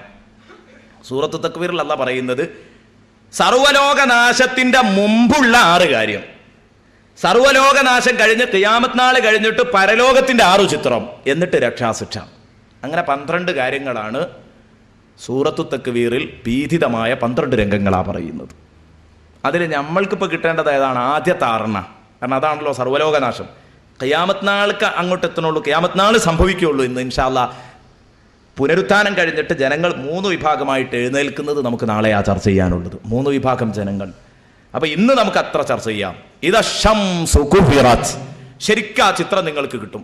സൂര്യനെ ചുരുട്ടപ്പെട്ട് കഴിഞ്ഞാൽ വൈദന്നുജൂമുങ്കദറത്, നക്ഷത്രങ്ങൾ ഉതിർന്നുതിർന്ന് വീഴാൻ തുടങ്ങിയാൽ വൈദൽ ജിബാലു സുയ്യിറത്, പർവ്വതങ്ങൾ അന്തരീക്ഷത്തിലൂടെ പറത്തപ്പെട്ടാൽ വൈദൽ ഇശാറു ഉത്തിലത്, 10 തികഞ്ഞു നിൽക്കുന്ന ഗർഭിണികളായ ഒട്ടകങ്ങളെ ശ്രദ്ധിക്കാൻ ആളില്ലാതെ പോയാൽ വൈദൽ ഇശാറു ഉത്തിലത് വൈദൽ വുഹൂശു ഹുശിറത്, വന്യമൃഗങ്ങൾ നാട്ടുമൃഗങ്ങളോടൊപ്പം ഒരുമിച്ച് കൂട്ടപ്പെട്ടാൽ വൈദൽ ബിഹാറു സുജ്ജിറത്, കടലുകളായ കടലുകളൊക്കെ കത്തിക്കപ്പെട്ടാൽ, കടലുകളായ കടലുകളൊക്കെ കത്തിക്കപ്പെട്ടാൽ വഇദൽ ബിഹാറു സുജ്ജിറത് വഇദൻ നുഫൂസു സുവ്വിജത്. അതുപോലെ തന്നെ ഇണകളെ എന്ന് പറഞ്ഞാൽ പറ്റിയവരുടെ കൂടെ ഇണക്കപ്പെട്ട് കഴിഞ്ഞാൽ വഇദൻ നുഫൂസു സുവ്വിജത്, അതോടുകൂടി പുനരുത്ഥാനം അങ്ങാകും. അതുവരെയുള്ള കാര്യങ്ങൾ ആദ്യമായിട്ട് റസൂലുള്ളാഹി സ്വല്ലല്ലാഹു അലൈഹി വസല്ലം ഇതിനെ നന്നായി വിശദീകരിച്ചു ഈ ആയത്തുകളെ ഒരു ഹദീസിലൂടെ. അത് തന്നെ നമുക്കങ്ങ് പരിചയപ്പെടാം. നബി പറഞ്ഞു, ജനങ്ങളൊക്കെ അവരവരുടെ ജോലികളിൽ വ്യാപൃതരായിരിക്കും. ഖിയാമത്ത് നാൾ നടക്കുന്ന സമയത്ത് ജനങ്ങളൊക്കെ അവരവരുടെ ജോലികളിൽ വ്യാപൃതരായിരിക്കും. ഖിയാമത്ത് നാളില് എല്ലാവരും അവരൊക്കെ അവരവരുടെ വേലകളിൽ അവരവരുടെ ജോലികളിൽ ഇങ്ങനെ വ്യാപൃതരായി നിൽക്കുന്നതിൻ്റെ ഇടയിലായിരിക്കും. കുറെ അങ്ങാടി സാധനം വാങ്ങായിരിക്കും, കുറെ അവരുടെ ജോലികളിലായിരിക്കും, ബിസിനസ്സുകാരായിരിക്കും, അങ്ങനെ യാത്രക്കാരുണ്ടാകും, ഒക്കെ ഉണ്ടാകും. അപ്പോഴായിരിക്കും പെട്ടെന്നൊരു സുപ്രഭാതത്തിലൊരു പെട്ടെന്നൊരു ചെറിയ ഒരു സമയം പെട്ടെന്നതാ സൂര്യനങ്ങ് നശിക്കുന്നു, സൂര്യനങ്ങ് ഇല്ലാതെയാവുന്നു. റസൂലുള്ളാഹി സ്വല്ലല്ലാഹു അലൈഹി വസല്ലമ തങ്ങൾ പറയുകയാണ്, ഇതാണ് ഇദശംസു കുവിറത്. സൂര്യനെ ചുരുട്ടപ്പെട്ട് കഴിഞ്ഞാൽ, ശാസ്ത്രം പറയുന്നത് സൂര്യൻ കത്തി തീർന്നുകൊണ്ടിരിക്കുകയാണ്. സൂര്യൻ്റെ മരണം, ഭൂമിയുടെയും മരണം എന്നൊക്കെ പറഞ്ഞിട്ട് വലിയ വലിയ പുസ്തകങ്ങളൊക്കെ ഇറങ്ങിയിട്ടുണ്ട്. ചർച്ച ചെയ്യാൻ മാത്രം വിശാലമായ സമയം നമുക്കില്ല. സൂര്യൻ്റെ മരണം ഇന്ന് ശാസ്ത്രം സ്ഥിരീകരിച്ചതാണ്. സൂര്യൻ മരിച്ചുകൊണ്ടിരിക്കുകയാണ്, ഒരു കാലത്ത് സൂര്യൻ തീരുന്നു. ഖുർആൻ പറഞ്ഞു, ഇദശംസു കുവിറത്. സൂര്യനെ ചുരുട്ടപ്പെട്ട് കഴിഞ്ഞാൽ കത്തി തീർന്നുകൊണ്ടിരിക്കുകയാണ്. സൂര്യൻ കത്തിത്തീർന്നുകൊണ്ടിരിക്കുന്നു. നമ്മളെ സംബന്ധിച്ചിടത്തോളം അള്ളാഹ് പറഞ്ഞാൽ നമുക്ക് വിശ്വാസമാണല്ലോ. വേറെയുള്ള കാര്യങ്ങളൊന്നും നമുക്ക് ചർച്ച ചെയ്യേണ്ടതില്ല. അള്ളാഹുവാണ് പറയുന്നത്. വേറെ ഉള്ളതൊക്കെ നമ്മൾ ടച്ച് ചെയ്തു പോകാനുള്ള കാരണം നമുക്കൊന്നും കൂടെ ഈമാൻ വർദ്ധിക്കാനാണ്. അള്ളാഹ് പറഞ്ഞതൊന്നും കൂടെ ബോധ്യപ്പെടാൻ മാത്രമാണ്. നമുക്ക് നേരത്തെ എല്ലാം സത്യമാണെന്ന് ഉറപ്പിച്ച് വിശ്വസിച്ചവരാണ് നമ്മൾ. എന്നാൽ സംശയമുള്ളവർക്കത് കൂടുതൽ ഫലിക്കുമെന്ന് കരുതിയ ഇദശംസു കുവിറത്. അങ്ങനെ പെട്ടെന്ന് സൂര്യനങ്ങില്ലാതെയാവും. സൂര്യൻ പെട്ടെന്ന് അങ്ങിരുട്ടായി പോകുമ്പോൾ എല്ലാവരും ബേജാറായി അതാ ഓടുന്നു. അവരവരുടെ വീടുകളിലേക്ക്, ആസ്ഥാനങ്ങളിലേക്ക് നീങ്ങാനുള്ള ശ്രമമാണ്. നക്ഷത്രങ്ങൾ അങ്ങിങ്ങായി ഉതിർന്നു വീഴാൻ തുടങ്ങും. ഉൽക്കവർഷങ്ങൾ എല്ലായിടത്തും പെതോ എന്ന് പറഞ്ഞിട്ട് നക്ഷത്രങ്ങൾ ഇങ്ങനെ വന്ന് വീഴാണ്. എന്തായിരിക്കും അതിൻ്റെയൊക്കെ ഗൗരവം? നമ്മൾ എത്രമാത്രം ഭയപ്പെടും? ഉൽക്കവർഷം നമ്മൾ സാധാരണ വായിക്കുന്നതാണ്, പുസ്തകങ്ങളിലൊക്കെ വായിക്കുന്നതാണ്, പത്രങ്ങളിലൊക്കെ വായിക്കുന്നതാണ്. ഉൽക്കവർഷം ഇന്നും നടക്കാറുണ്ട് പലപ്പോഴായി. നക്ഷത്രങ്ങൾ ഇപ്പോഴും വീഴാറുണ്ട്. പക്ഷെ അത് വീഴുമ്പോൾ അതിനെ ചാരമാക്കി നിർവീര്യമാക്കിയിട്ടാ ഭൂമിയിലേക്ക് വിടുന്നത്. അതേ സ്ട്രോങ്ങിൽ അത് ഭൂമിയിൽ പതിച്ചാൽ സുബ്ഹാനല്ലാഹ് ഓർക്കാൻ കഴിയാത്തതാണ്. പക്ഷെ എന്താണ്?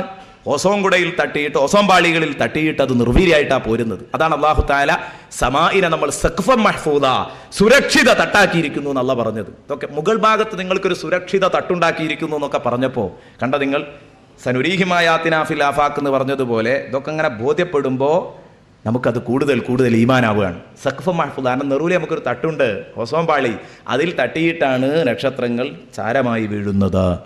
അപ്പോൾ പിന്നെ നമുക്ക് പ്രശ്നമില്ല. എന്നാലും ഓസോൻ പാളിക്ക് വിള്ളൽ കുടുങ്ങിയാൽ ഖിയാമത്ത് നാളാകുമ്പോൾ ഓസോൻ പാളി സംവിധാനമൊക്കെ ഫുള്ള് തകരുന്ന ഉറപ്പല്ലേ, ലോകം മൊത്തം തകരുകയാണ്. അപ്പോൾ പിന്നെ അത് അങ്ങനെ തന്നെ അങ്ങ് വീഴാണ്. അപ്പോൾ എന്തായിരിക്കും അതിൻ്റെ ഗൗരവം? എന്നാൽ തന്നെ വേണ്ടത്ര നിർവീര്യമാകാതെ ഉൽക്കവർഷങ്ങൾ നടന്നതിൻ്റെ പേരിൽ ചില ഏരിയകളിൽ ഉൽക്കവർഷം നടന്നത് നമ്മൾ വായിക്കാറുണ്ട് പുസ്തകത്തിലൊക്കെ. മീറ്ററുകളോളം ആഴത്തിൽ അത് വലിയ വലിയ അഗാധ ഗർത്തങ്ങളുണ്ടാക്കി ഉൽക്കവർഷം വീണപ്പം ഭൂമിയിൽ. ആ മീറ്ററുകളോളം ആയത്തിൽ 5 or 6 മീറ്ററൊക്കെ വലിയ കുഴി ഉണ്ടാക്കി എന്ന് പറഞ്ഞാൽ ആ ഉൽക്കെങ്ങാനും നമ്മളെ മണ്ടേ വീണാമെന്ന് ചിന്തിച്ചു നോക്കുകയാണെങ്കിൽ ആകെ 2 മീറ്ററുള്ള നമ്മൾ, അല്ലെങ്കിൽ 1.5 മീറ്ററുള്ള നമ്മൾ, 6 മീറ്റർ തുളച്ചു പോകാനുള്ള കഴിവുണ്ടെങ്കിൽ അത് നമ്മളെ തലയിൽ വീണാൽ എങ്ങനെ ഉണ്ടാവും? പക്ഷെ അത് തലക്ക് വീഴൂല, നമ്മളെ ശരിക്കും ഞെട്ടിക്കും. ചുറ്റുപാടുകളിലൊക്കെ പതോ എന്ന് പറഞ്ഞിട്ട് ഇതിങ്ങനെ വീണുകൊണ്ടിരിക്കും. സുബ്ഹാനല്ലാഹ്, ഈ ഒരു ഉൽക്കവർഷം ഭൂമിയിൽ കരയിൽ മാത്രമല്ല, നമ്മുടെ നാട്ടിൽ മാത്രമാണോ? അല്ല, കാട്ടിലും നടക്കും. കാട്ടിൽ നടക്കുമ്പോഴാണ് കാടടച്ച് വെടിവെച്ച് നോക്കിപ്പോ ഫോറസ്റ്റിൽ ഇങ്ങനെ ഒതുങ്ങി കിടക്കല്ലേ വന്യജീവികളൊക്കെ. കാടടക്കാണ്, വെടിവെച്ചാൽ മുഴുവൻ ചാടും പുറത്ത്, മുഴുവൻ നാട്ടിലിറങ്ങും. ആനയും കരടിയും പന്നിയും നാട്ടിലുണ്ടാകും. നരിയും ആനയും കരടിയും ഒക്കെ കൂടെ നടക്കുന്ന രംഗം നമുക്ക് കാണാം. അള്ളാഹുവിന്റെ റസൂലതാ പറഞ്ഞത് വൈദൽ വുഹൂശു ഹുശിറത്. അള്ളാഹു പറഞ്ഞു, അള്ളാഹുവിന്റെ ഹബീബ് അതേറ്റു പറഞ്ഞു, ഇതാ വന്യമൃഗങ്ങൾ നാട്ടുമൃഗങ്ങളോടൊപ്പം ഒരുമിച്ച് കൂട്ടപ്പെടും. അങ്ങനെ അവൻ ഓടി നാട്ടിൽ വരുന്ന സമയത്ത്, വീട്ടിൽ വന്ന് കയറുന്ന സമയത്ത് ഇവൻ അത്ഭുതപ്പെടുന്നു. റസൂലുള്ള പറയാൻ, ആ ഹദീസിൽ റസൂലുള്ള പറയുന്നുണ്ട്, ഇവൻ അത്ഭുതപ്പെടും. ഇവൻ്റെ മുറ്റത്ത് നോക്കുമ്പോൾ ഒരു ആന നിൽക്കുന്നു, ഇവൻ്റെ ഓഫീസ് റൂമിൽ ചെന്ന് നോക്കുമ്പോൾ ഒരു നരിയതാ, ഇവൻ്റെ ആലയിൽ ചെന്ന് നോക്കുമ്പോൾ ആടിൻ്റെ തൊട്ടടുത്തതാ 2-3 ചെന്നായ്ക്കൾ. എന്നിട്ട് ആ ചെന്നായ്ക്കൾ ആടിനെ കടിക്കുന്നുണ്ടോ? ഇല്ല. ഈ സിംഹങ്ങൾ മറ്റുള്ളവരെ ആക്രമിക്കുന്നുണ്ടോ? ഇല്ല. ഒരു കുഴപ്പമില്ല. കാരണം എന്താ? എല്ലാവരും ബേജാറിലാണ്. നരിയും ബേജാറിലാണ്, കരടിയും ബേജാറിലാണ്, ആനയും ബേജാറിലാണ്, എല്ലാവരും ബേജാറിലാണ്. ആർക്കും പരസ്പരം ആക്രമിക്കണ്ട, നഫ്സി നഫ്സി നഫ്സി എന്ന മുദ്രാവാക്യം മാത്രമേ എല്ലാവർക്കും ഉള്ളൂ. ഹബീബ് മുഹമ്മദുർ റസൂലുള്ളാഹി നബിതങ്ങൾ പറഞ്ഞു, ഒരാളും പേടിക്കേണ്ട, ആക്രമണമൊന്നും ഉണ്ടാവില്ല. കാരണം എല്ലാവരും പേടിച്ച, മനുഷ്യൻ വല്ലാതെ പേടിച്ചു, അതിലേറെ പേടിച്ചു വന്യമൃഗങ്ങൾ. കാരണം എന്താ അവിടെ സംഭവിക്കുന്നതെന്ന് അറിയുന്നില്ല. എന്നിട്ട് സ്വന്തം തങ്ങളുടെ ഇരകളുടെ കൂടെ നിൽക്കുമ്പോൾ പോലും ഒരു ഉപദ്രവവുമില്ലാതെ നിൽക്കുക എന്ന് പറഞ്ഞാൽ നമുക്കിപ്പോൾ ചിന്തിക്കാൻ കഴിയാത്തതാണ്. ബേജാറായാൽ അങ്ങനെയൊക്കെ ഉണ്ടാകുമെന്ന കാര്യം ഉറപ്പാണ്. ബേജാറായാൽ അങ്ങനെയൊക്കെ സംഭവിക്കുന്നുള്ള കാര്യം ഉറപ്പാണ്. അതുകൊണ്ട് എൻ്റെ പ്രിയപ്പെട്ട സുഹൃത്തുക്കളെ, നബി സല്ലല്ലാഹു അലൈഹി വസല്ലം പറഞ്ഞു, വന്യമൃഗങ്ങൾ നാട്ടുമൃഗങ്ങളോടൊപ്പം ഒരുമിച്ച് കൂട്ടപ്പെടും, ജനങ്ങളോടൊപ്പം ഒരുമിച്ച് കൂട്ടപ്പെടും. ഇതാണ് ഈ പറഞ്ഞത്. നബി തങ്ങൾ ശരിക്കും വിശദീകരിച്ചതാണ്. ഇനി നമ്മൾ അതിനെ വളഞ്ഞു തിരിഞ്ഞൊന്നും വ്യാഖ്യാനിക്കേണ്ടതില്ല. ഏതോ ഒരു വിഭാഗം അവരുടെ ഒരു ചർച്ചയിൽ വൈദൽ വുഹൂശു ഹുശറത്ത് എന്നതിൻ്റെ വ്യാഖ്യാനം കൊടുത്തിരിക്കുന്നത് മൃഗശാലകൾ വന്നു കഴിഞ്ഞാൽ ഖിയാമത്ത് നാൾ വരുന്ന വൈദൽ വുഹൂശു ഹുശറത്ത്. വന്യമൃഗങ്ങളെയൊക്കെ ഒരുമിച്ച് കൂട്ടാൻ ഒരു കൂട്ടിൻ്റെ ഉള്ളിൽ തന്നെ എല്ലാം വരിക. മൃഗശാലകൾ വന്നു കഴിഞ്ഞാൽ തലതിരിഞ്ഞു പോയ ഖാദിയാനികളുടെ വ്യാഖ്യാനമാണെന്നാണ് എനിക്ക് തോന്നുന്നത്. ഇതൊക്കെ റസൂലുള്ളാഹി തങ്ങൾ ശരിക്കും വിശദീകരിച്ചു തന്നതാണ്. അപ്പോൾ അവിടെ നിന്നാൽ മതി. അല്ലെങ്കിൽ ഖിയാമെന്നോ നടന്നു പോകണം, ഇവരുടെ ഭാഷയിലാണെങ്കിൽ. മൃഗശാലകൾ എന്നോ ഒക്കെ ആയി. അപ്പോൾ ഏതാവട്ടെ, വൈദൽ വുഹൂശു ഹുശറത്ത്, ഇതൊക്കെ ആ സമയത്ത് നടക്കുന്നത് ഖിയാമത്തിൻ്റെ ചിത്രം. അത് ഖിയാമത്ത് നടക്കുമ്പോഴുള്ള സംഗതിയാണ്. വൈദൽ വുഹൂശു ഹുശറത്ത്, വന്യമൃഗങ്ങളെ നാട്ടുമൃഗങ്ങളോടൊപ്പം ഒരുമിച്ച് കൂട്ടപ്പെട്ടാൽ, നമ്മളോടൊപ്പം വന്യമൃഗങ്ങളെ ഒരുമിച്ച് കൂട്ടപ്പെട്ടാൽ അങ്ങോട്ടും ഇങ്ങോട്ടും ശല്യമില്ല. മനുഷ്യൻ്റെ നിഴല് കണ്ടാൽ ഓടിയിരുന്ന, ഗതി കെട്ടാൽ മനുഷ്യനെ ആക്രമിച്ചിരുന്ന ഈ ജീവികൾ ഓടുന്നില്ല, ആക്രമണ സ്വഭാവമില്ല. എൻ്റെ കൂട്ടുകാരാ, നിങ്ങൾ ചിന്തിക്കൂ. നമ്മളിപ്പം നിൽക്കുന്നത് മസ്ജിദുൽ ഫതഹിൽ.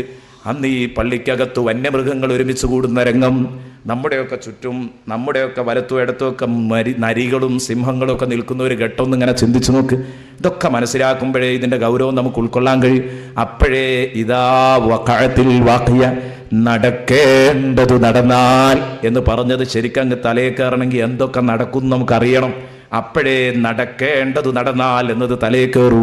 അതിനായി ഇത് പറഞ്ഞത്. എന്നിട്ട് അല്ലാഹു തആല പറഞ്ഞു, വൈദൽ ജിബാലു സുയിറത്ത്, മനുഷ്യൻ ബേജാറാവാതിരിക്കോ, മനുഷ്യൻ വല്ലാതെ ഞെട്ടിപ്പോകാതിരിക്കോ. അന്തരീക്ഷം നോക്കുമ്പം വളരെ അന്തരീക്ഷം നോക്കുമ്പോൾ വളരെ ഭീതിജനകമായ അന്തരീക്ഷമാണ്. എന്തേ കാരണം? പർവ്വതങ്ങള്, വലിയ വലിയ മലകള്, ഹിമാലയങ്ങള്, വലിയ വലിയ ചെക്കുന്നുകളൊന്നും ഉറച്ചു നിൽക്കുന്നില്ല. എല്ലാം പൊങ്ങിയിട്ട് അന്തരീക്ഷത്തിലൂടെ അതാ പരസ്പരം ഇടിച്ച് പൊടിച്ച് പറന്നുകൊണ്ടിരിക്കുന്നു. വലിയ വലിയ ഭാഗങ്ങളായി പറന്നുകൊണ്ടിരിക്കും. അല്ല, പരസ്പരം കൂട്ടിമുട്ടും അന്തരീക്ഷത്തിൽ കിടന്നിട്ട്. അങ്ങനെ പരസ്പരം കൂട്ടിമുട്ടിയിട്ടതാ വലിയ വലിയ സൗണ്ട് നടക്കും. അതാ കൂട്ടിമുട്ടിയിട്ട് ഘോര ശബ്ദങ്ങൾ. അതോടുകൂടെ അത് പൊടിഞ്ഞ് അന്തരീക്ഷം മുഴുവനും പൊടി മയമാകും. ലോകം മുഴുവൻ പൊടിമയമാകുന്ന ഒരവസ്ഥ വരുന്നുണ്ട്. അതാണ് ഇനി നമ്മൾ സൂറത്തുൽ വാഖിയയിൽ പറയാൻ പോകുന്നുണ്ട്. ഫകാനത്ത് ഹബാഅം മുംബസാ എന്ന് പറയുന്നത് ആ ഒരു അവസ്ഥയെക്കുറിച്ചാണ്. ശരിക്കും അങ്ങോട്ട് പൊടിമയമാകും. എവിടെ നോക്കിയാലും അന്തരീക്ഷാകെ കലങ്ങിയ അവസ്ഥ. സുബ്ഹാനല്ലാഹ്. വഇദൽ ജിബാലു സുയിറത്ത്, അതേ പർവ്വതങ്ങൾ അന്തരീക്ഷത്തിലൂടെ പറത്തിപ്പിക്കപ്പെട്ടാൽ ഭൂമി ഇളകണമല്ലോ. ഭൂമി ഇളകണമെങ്കിൽ ഭൂമിയുടെ ആണികൾ തട്ടിപ്പറിക്കണമല്ലോ. അപ്പോഴല്ലേ ഭൂമി ഇളകൂ. ഞാൻ പ്രസംഗിച്ചുകൊണ്ടിരിക്കുന്ന ഈ പീഠം എൻ്റെ പ്രിയപ്പെട്ട കൂട്ടുകാരെ, ഇതിനൊരു ഇളക്കവുമില്ല. കാരണം ആണി വെച്ച് ഭദ്രമാക്കിയതാ. ഇതിൻ്റെ ആണി തട്ടിപ്പറിച്ചാൽ കെടകെട ഇളകി കളിക്കും. ഇത് ഉറപ്പല്ലേ? ഇതേ രൂപത്തിൽ ഭൂമിയെ ഉറപ്പിച്ചു നിർത്തിയിരിക്കുന്നത് വൽജിബാല ഔതാദാ, പർവ്വതങ്ങളെ നാം ഭൂമിയെ ഉറപ്പിച്ചു നിർത്താനുള്ള ആണിക്കുറ്റികളാക്കിയിരിക്കുന്നു. അല്ലാഹു പറഞ്ഞു. ആ ആണികൾ അങ്ങ് ഇളക്കുകയാണ്. അതോടുകൂടെ ഭൂമി ആകെ ഇളകാൻ തുടങ്ങി. പിന്നെ ഭൂമി ഇളകും. അതോടുകൂടി ഭൂമി ഇളകും. ഇതൊക്കെ ഞാൻ നേരത്തെ പറഞ്ഞതുപോലെ ഇതിനെയൊക്കെ ഒരു കാലത്ത് ഇങ്ങനെ പിടിച്ചു കുലുക്കിയിരുന്നു. ഇപ്പം ആരും കുലുക്കാൻ വരൂല. കാരണം എന്താ? ഭൂമി ആണിയോ? ഇങ്ങനെ ഉണ്ടോ ഒരാണി? മുമ്പ് ഖുർആനിലെ കുതിര കയറിയിരുന്നവർ ചോദിച്ചിരുന്നതാ, ഇങ്ങനെ ഉണ്ടോ ഒരാണി? നമ്മളൊക്കെ ആണി അടിക്കുന്നത് കണ്ട് സാധാരണ താഴോട്ട്, അത് മേലോട്ട് ആണി അടിച്ചത് എന്ന് പറഞ്ഞിട്ട് പർവ്വതം ഭൂമിയുടെ ആണിയാണെന്നതിൽ പറഞ്ഞതിനെ പരിഹസിച്ചിരുന്നു. ഇന്ന് പറയൂല. കാരണം എന്താ? ഭൗമശാസ്ത്രപരമായ ഏറ്റവും കൂടുതൽ ഗവേഷണങ്ങൾ നടന്ന കാലഘട്ടമാണ്. ഇന്ന് പർവ്വതത്തെക്കുറിച്ച് പറയുന്നത് ഇന്ന് പുറത്ത് കാണുന്നതല്ല പർവ്വതം. ഇതിൻ്റെ എത്രയോ ഡബിൾ താഴോട്ട് കൂർത്ത ആകൃതിയിൽ പർവ്വതത്തിന് വലിയ വേരുകളുണ്ട്. അതാണ് ഭൂമിയെ പിടിച്ചു നിർത്തുന്നത് എന്ന് കണ്ടെത്തി. നോക്ക് നിങ്ങൾ, വൽജിബാല ഔതാദ, പർവ്വതങ്ങളെ നാം ആണികളാക്കിയിരിക്കുന്നു എന്ന് അല്ലാഹു നേരത്തെ തന്നെ പറഞ്ഞതല്ലേ. സംശയിക്കാൻ വകുപ്പില്ല. അപ്പൊ ഏതായാലും ആണി കുറച്ച് വലുപ്പം കൂടിയപ്പോൾ കൊട കുറച്ച് കൂടി എന്നേ ഉള്ളൂ. അത്രേ സംഗതിയുള്ളൂ. അപ്പൊ ഏതായാലും ഞാൻ പറഞ്ഞുകൊണ്ടുവന്നത് ലോകം പുരോഗമിക്കുമ്പോൾ ഖുർആൻ സ്ഥിരപ്പെടും. അപ്പൊ ഈ പറഞ്ഞതൊക്കെ നടക്കാനുള്ളതാണ്. വൽജിബാലു സുയ്യിറത്ത് വഇദൽ ഇശാറു ഉത്തിരത്, 10 തികഞ്ഞു നിൽക്കുന്ന ഗർഭിണികളായ ഒട്ടകങ്ങളെ ശ്രദ്ധിക്കാൻ ആളില്ലാതെ പോയാൽ, 10 തികഞ്ഞു നിൽക്കുന്ന ഒട്ടകങ്ങളെ, ഗർഭിണികളായ ഒട്ടകങ്ങളെ ശ്രദ്ധിക്കാൻ ആളില്ലാതെ പോയാൽ. എന്തേ ആ ഒരു പ്രയോഗം തന്നെ നടക്കി 10 തികഞ്ഞു നിൽക്കുന്ന ഒട്ടകങ്ങൾ? അത് പറയാൻ കാരണം ആ സമയത്താണ് ഒട്ടകത്തിന് ഏറ്റവും കൂടുതൽ ശുശ്രൂഷ കിട്ടുക. നമ്മളെ പുരയിലുണ്ടാവും ഉമ്മാരൊക്കെ പ്രസവിക്കാനായ പശുവിൻ്റെ കൂടെ തന്നെ ഇങ്ങനെ നടക്കും. കാരണം ഇന്ന് നാളോട് പാല് തരുന്നുള്ള സന്തോഷത്തിലാണ് ആ നടത്തം. നല്ലോണം പരിചരിച്ച് ശുശ്രൂഷിച്ച് ഇങ്ങനെ നടക്കും. അപ്പം ശ്രദ്ധിക്കാത്ത ഒറ്റ ഭക്ഷണത്തിൻ്റെയും മറ്റു പരിചരണത്തിൻ്റെയും ഒന്നും കാര്യം ശ്രദ്ധിക്കാത്ത വീടുകളിലടക്കം ശ്രദ്ധിക്കും. അതുകൊണ്ടാണ് 10 തികഞ്ഞു നിൽക്കുന്ന ഒട്ടകങ്ങളെ ശ്രദ്ധിക്കാൻ ആളില്ലാതെ പോയാൽ എന്ന് പറഞ്ഞത്. ഏറ്റവും കൂടുതൽ തങ്ങളുടെ വളർത്തുമൃഗങ്ങളെ ശ്രദ്ധിക്കപ്പെടുന്ന ഒരു സമയമാണ്. അപ്പൊ അതുകൊണ്ട് 10 തികഞ്ഞു നിൽക്കുന്ന ഈ മൃഗം പ്രസവിക്കാനായിരിക്കുന്നു. നാളെ മറ്റന്നാൾ പ്രസവിക്കും. പക്ഷെ ആ മൃഗത്തിന്റെ കാര്യം ശ്രദ്ധിക്കാൻ വീട്ടിലെ ഉമ്മാമക്ക് സൗകര്യമുണ്ടോ? ഉപ്പക്ക് സൗകര്യമുണ്ടോ? ഇല്ല. എന്തേ കാര്യം? അതിലും വലിയ സംഗതിയാ തലയിൽ കത്തുമ്പോ എന്ത് മലയിൽ കത്തല്. അതിലും വലിയ സംഗതിയാ ലോകത്ത് നടക്കുന്നത്. ലോകം ഒന്ന് അടങ്ങി നിൽക്കണ്ടേ? ലോകം മൊത്തം ഓടുകയാണ്. അപ്പൊ ഇവർക്ക് ഒട്ടകത്തിന്റെ കാര്യം ശ്രദ്ധിക്കാൻ സമയമില്ല. വൈദൽ ഇശാറു ഉത്തിലത് വൈദൽ വുഹൂഷു ഹുശിറത് വൈദൽ വുഹൂഷു ഹുശിറത്, വന്യമൃഗങ്ങളെ നാട്ടുമൃഗങ്ങളോട് കൂടെ ഒരുമിച്ച് കൂട്ടപ്പെട്ടാൽ, അതാ നമ്മൾ നേരത്തെ പറഞ്ഞത്, എല്ലാവരും സമ്മേളിച്ചിട്ടുണ്ടാകും പരസ്പരം ആക്രമണമില്ലാത്ത രൂപത്തിൽ. വൈദൽ ബിഹാറു സുജ്റത്ത്, സുബ്ഹാനല്ലാഹ്, ഉൾക്കൊള്ളാൻ കഴിയാവുന്നതിൽ അപ്പുറമുള്ള ഒരു സംഗതിയാ പറഞ്ഞത്. വൈദൽ ബിഹാറു സുജ്റത്ത്, ഇന്നെവിടെയോ തീപിടുത്തമുണ്ടായെന്ന് കേട്ടാൽ ഫയർഫോഴ്സ് ഓടിച്ചെന്നതാ. ശരിക്ക് വെള്ളം അടിച്ചിട്ടാണ് അത് അണച്ചു കളയുന്നത്. വെള്ളം കൊണ്ടാണ് തീപിടുത്തം അണച്ചു കളയുന്നത്. ആ ഘട്ടത്തിൽ ഇനി ഖിയാമത്ത് നാൾ നടക്കുമ്പോൾ, ഈ ഒരു ഘട്ടത്തിലെത്തുമ്പോൾ അന്ന് വൈദൽ ബിഹാറു സുജിറത്, കടലുകളായ കടലുകളൊക്കെ പെട്രോളിനേക്കാൾ ശക്തമായി കത്തിക്കപ്പെട്ടു കഴിഞ്ഞാൽ, കടലും തോടുമൊക്കെ കത്തും. പെട്രോൾ എണ്ണപ്പാടത്ത് തീ കൊടുത്തതുപോലെ മൊത്തം കത്തും, കത്തിയിട്ട് വരണ്ടുണങ്ങും. എന്തായിരിക്കും അന്നത്തെ അന്തരീക്ഷത്തിൻ്റെ ഒരവസ്ഥ? അന്നത്തെ ഒരു പുക പടലങ്ങളെക്കുറിച്ചൊന്ന് ചിന്തിച്ചു നോക്കൂ. മൊത്തം കത്തുക, മൊത്തം കത്തും. H2O ആണ് വെള്ളമെന്ന് എല്ലാവർക്കും അറിയാം. അതുകൊണ്ട് കത്താനുള്ള സാധ്യത വളരെ കൂടുതലാണ്. ഓക്സീകരണം ഒന്നും കൂടെ ലഭിച്ചാൽ വെള്ളം കത്തും. അല്ലാഹു തആല ചെറിയ ഒരു സംവിധാനമേ നടത്തേണ്ടതുള്ളൂ. വെള്ളം കത്തിയാളും എന്നൊക്കെ ചെറിയൊരു തടസ്സം മാത്രമേ ഉള്ളൂ. അപ്പം അതുകൊണ്ട് അല്ലാഹു തആല വെള്ളത്തെ കത്തിക്കും. പെട്രോളിനേക്കാൾ ശക്തമായിട്ട് വെള്ളം കത്താൻ തുടങ്ങും. കടലുകളൊക്കെ കത്തും. ഇത് നമുക്ക് പറയുമ്പോൾ മുഅ്മിനീങ്ങളായ നമുക്കിത് കേൾക്കുമ്പോൾ വിശ്വസിക്കാൻ ഒരു പ്രയാസമില്ല, നടക്കാനുള്ളതാണ്. നിനക്ക് എന്തേ വേണ്ടതുള്ളൂ? ആ സമയം കേട്ടാകേണ്ടതേ ഉള്ളൂ. സമയമായാൽ നടക്കുമ്പോൾ അന്ന് ഇതിനെ കുതിര കയറാൻ ഒറ്റ കുട്ടിയും ഉണ്ടാകൂല. ലൈസലി വഖഅതിഹാ കാദിബ. ഇത് നടക്കുമ്പോൾ ഇതിനെ കളവാക്കാൻ പറ്റിയ ഒരൊറ്റ കുട്ടിയും അന്നുണ്ടാവില്ല, ഒരു മെമ്പറും ഉണ്ടാവില്ല. അങ്ങനെ പർവ്വതങ്ങളായ വൈദൻ നുഫൂസു സുവ്വിജത്ത് ഓരോ ആളുകളെയും അവർക്ക് പറ്റിയവരോടൊപ്പം ഇണക്കപ്പെട്ടു കഴിഞ്ഞാൽ, വൈദൻ നുഫൂസു സുവ്വിജത്ത് സാലിഹീങ്ങളെ കൂടെ, കുടിയന്മാരുടെ കൂടെ, അതേ രൂപത്തിൽ ഓരോരുത്തരെയും പ്രവർത്തകന്റെ കൂടെ, ഓരോരുത്തരെയും പറ്റിയവന്റെ കൂടെ ഇണക്കപ്പെട്ടാൽ, ഇതാ വൈദൻ നുഫൂസു സുവ്വിജത് എന്ന് പറഞ്ഞതിൻ്റെ ആശയം ഇനി എൻ്റെ പ്രിയപ്പെട്ട കൂട്ടുകാർ ചിന്തിക്കണം. കൂടുതൽ അത് പറയേണ്ടതാണ്. പക്ഷേ സമയമില്ലാത്തത് കൊണ്ട് ഞാൻ അടുത്ത ഭാഗത്തേക്ക് നീങ്ങുന്നു. കാരണം ഇന്ന് നമുക്കിത് തീരണം. ഖാഫിളത്തുൻ റാഫിയ. അപ്പൊ ശരിക്ക് കണ്ട നിങ്ങൾ എത്ര ഭീതിതമായ രംഗമാണ്. ശരിക്ക് ഖിയാമത്ത് നടന്നതുപോലെ നമുക്ക് തോന്നുന്നില്ലേ ഈ ചിത്രം ഇങ്ങ് വിവരിക്കുമ്പോൾ? അതാ നബി തങ്ങൾ പറഞ്ഞത്, നിങ്ങൾ ഖിയാമം കണ്ണുകൊണ്ട് നഗ്നനേത്രം കൊണ്ട് കാണണമെങ്കിൽ സൂറത്തു തക്വീർ പാരായണം ചെയ്തോ എന്ന് ഹബീബ് മുഹമ്മദ് മുസ്തഫ സല്ലല്ലാഹു അലൈഹി വസല്ലമ തങ്ങൾ പറയാനുള്ള കാരണം അതാണ്.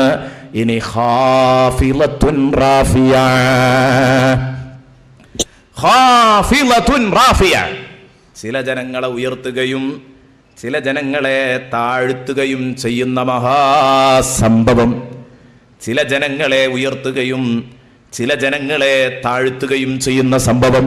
ഖാഫിള, ചില ജനങ്ങളെ താഴ്ത്തുന്ന മഹാസംഭവമാണത്. അത് നടക്കുന്നതോടുകൂടെ ചില ജനങ്ങൾ ഒന്നുമല്ലാതെ അതപ്പതിച്ചു പോകും. ചിലരോ മഹാഭാഗ്യവാന്മാരാണ്. അതും പറഞ്ഞെങ്കിലേ തിരിയൂ. മഹാന്മാർ വിശദീകരിച്ചു, ഖാഫിളത്തുൽ ലിയഖ്വാമിൻ റാഫിയത്തുൽ ലിയഖ്വാം. ചില ജനങ്ങളെ താഴ്ത്തുകയും ചില ജനങ്ങളെ പൊക്കുകയും ചെയ്യും. അതേ ഓർഡറിൽ തന്നെ താണ ജനങ്ങളെക്കുറിച്ചും മുന്തിയ ജനങ്ങളെക്കുറിച്ചും അല്ലാഹു പലയിടങ്ങളിലും ചർച്ച ചെയ്യുന്നുണ്ട്. അതിൽ നമുക്ക് നന്നായി ഉൾക്കൊള്ളാൻ പറ്റിയ ഒരു സ്ഥലമാണ് മഹാന്മാർ പറയുന്നത് സൂറത്തുൽ ഗാശിയയുടെ ആദ്യത്തെ വരികൾ. ഹല്ലതാക ഹദീസുൽ ഗാശിയ വുജൂഹുൻ യൗമൈദിൻ ഖാശിയ ആമിലത്തുൻ നാസിബ തസ്ലാ നാറൻ ഹമിയ തുസ്ഖാ മിൻ ഐനിൻ നാനിയ ലൈസ ലഹും തആമുൻ ഇല്ലാ മിൻ ദരീ ലാ യുസ്മിനു വലാ യുഗ്നി മിൻ സൂ. സുബ്ഹാനല്ലാഹ്, അത് താണ ജനങ്ങളെക്കുറിച്ചുള്ള അവതരണമാണ്. പിന്നെ ഉജൂഹു യൗമൈദിൻ നാഇമ, ഉയർന്ന ജനങ്ങളെക്കുറിച്ചുള്ള അവതരണമാണ്. അത് രണ്ടും ഒന്നിട്ട് പരിചയപ്പെട്ടാൽ ഖാഫിളത്തുൻ റാഫിയ എന്ന് പറഞ്ഞത് അങ്ങ് തിരിയും. ഖാഫിളത്തുൻ റാഫിയ എന്ന് തിരിയണമെങ്കിൽ അതെങ്കിലും ഒന്ന് ചെറുതായി പറയേണ്ടി വരും. ഖാഫിളത്തുൻ ചില ജനങ്ങളെ താഴ്ത്തുന്ന. അല്ലാഹു പറഞ്ഞു, ഹല്ലതാക ഹദീസുൽ ഗാശിയ, നബിയേ എല്ലാ മുഖങ്ങളെയും ആവരണം ചെയ്തു നിൽക്കുന്ന, മൂടി നിൽക്കുന്ന ആ മഹാദുരന്തം നിങ്ങൾ അറിഞ്ഞു. ഹല്ലതാക ഹദീസുൽ ഗാശിയ, സർവ്വ മുഖങ്ങളെയും ആവരണം ചെയ്തു നിൽക്കുന്ന ആ മഹാദുരന്തത്തെക്കുറിച്ചുള്ള ന്യൂസ് നിങ്ങൾക്ക് കിട്ടിയില്ല നബിയേ. സുബ്ഹാനല്ലാഹ്, ഇതൊക്കെ അല്ലാഹുവിന്റെ റസൂല് സ്വല്ലല്ലാഹു അലൈഹി വസല്ലം തന്നിലേക്ക് അവതരിക്കുന്ന സമയത്ത് ശരിക്ക് അത് ആവേശത്തോടെ ഉൾക്കൊണ്ടവരാ. അത് ഉൾക്കൊള്ളേണ്ട ഗൗരവത്തോടെ ഉൾക്കൊണ്ടവരാ. അള്ളാഹുവിന്റെ റസൂൽ ഒരു വഴിയിലൂടെ അങ്ങനെ നടന്നു പോകുന്ന സമയത്ത് അള്ളാഹുവിന്റെ ഹബീബ് കേൾക്കുകയാണ്,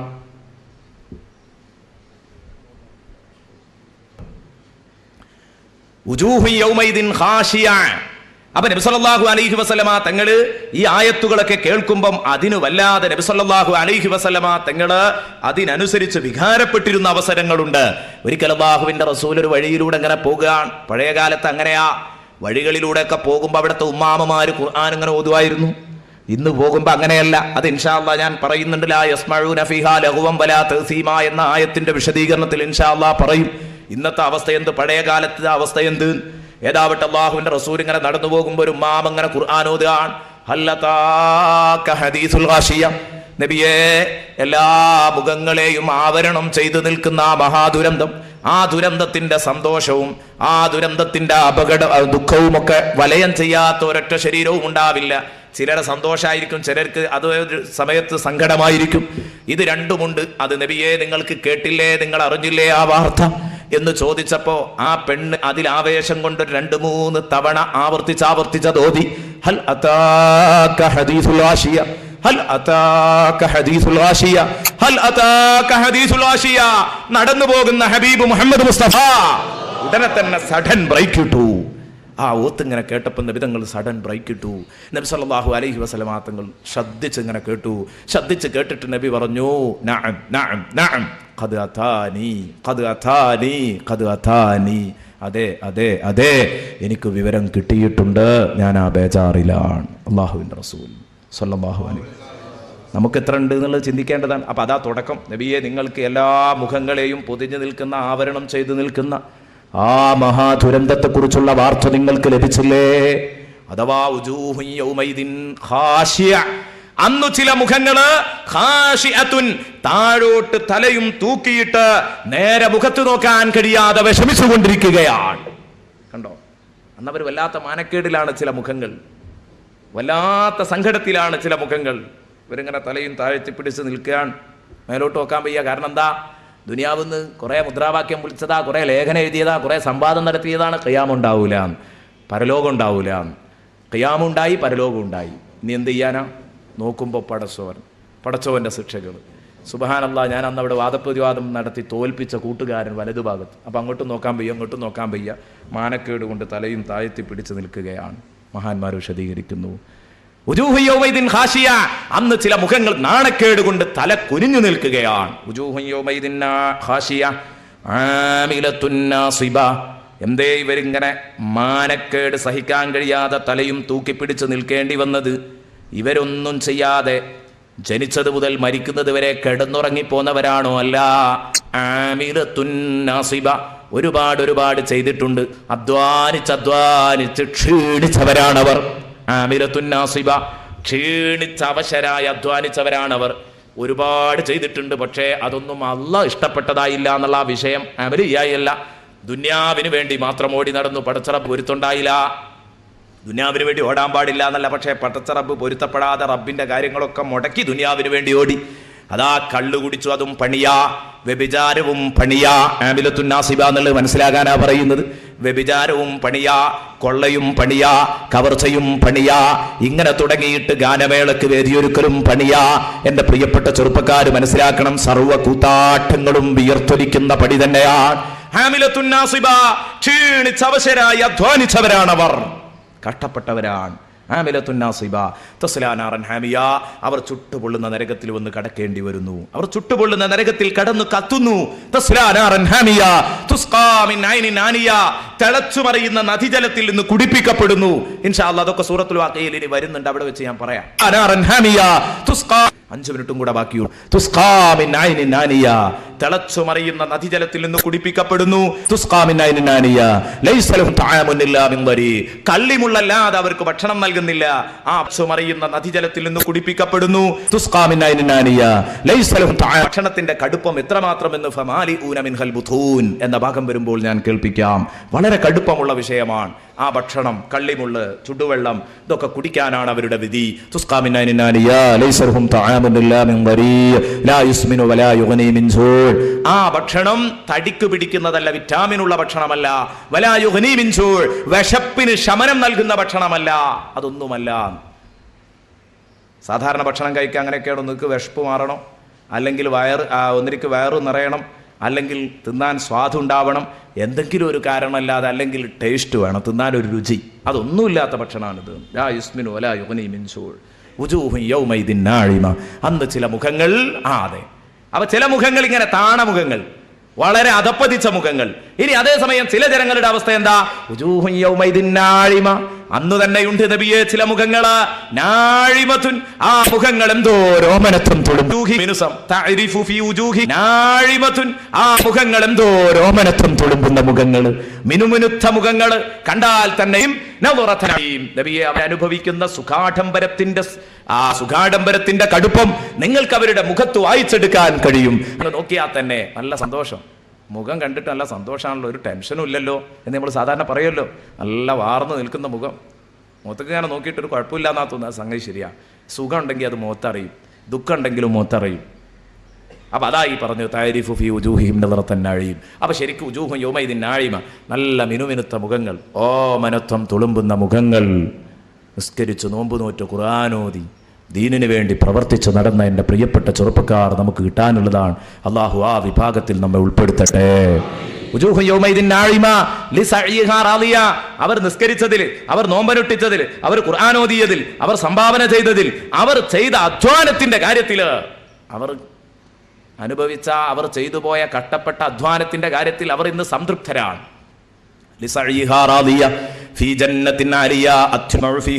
അവിടെ ഒരു അനാവശ്യം കേൾക്കാൻ കഴിയില്ല. കുത്തിയൊഴുകുന്ന നദിയുണ്ട് അവിടെ, സ്വർഗീയ ആറുകളുണ്ട് അവിടെ.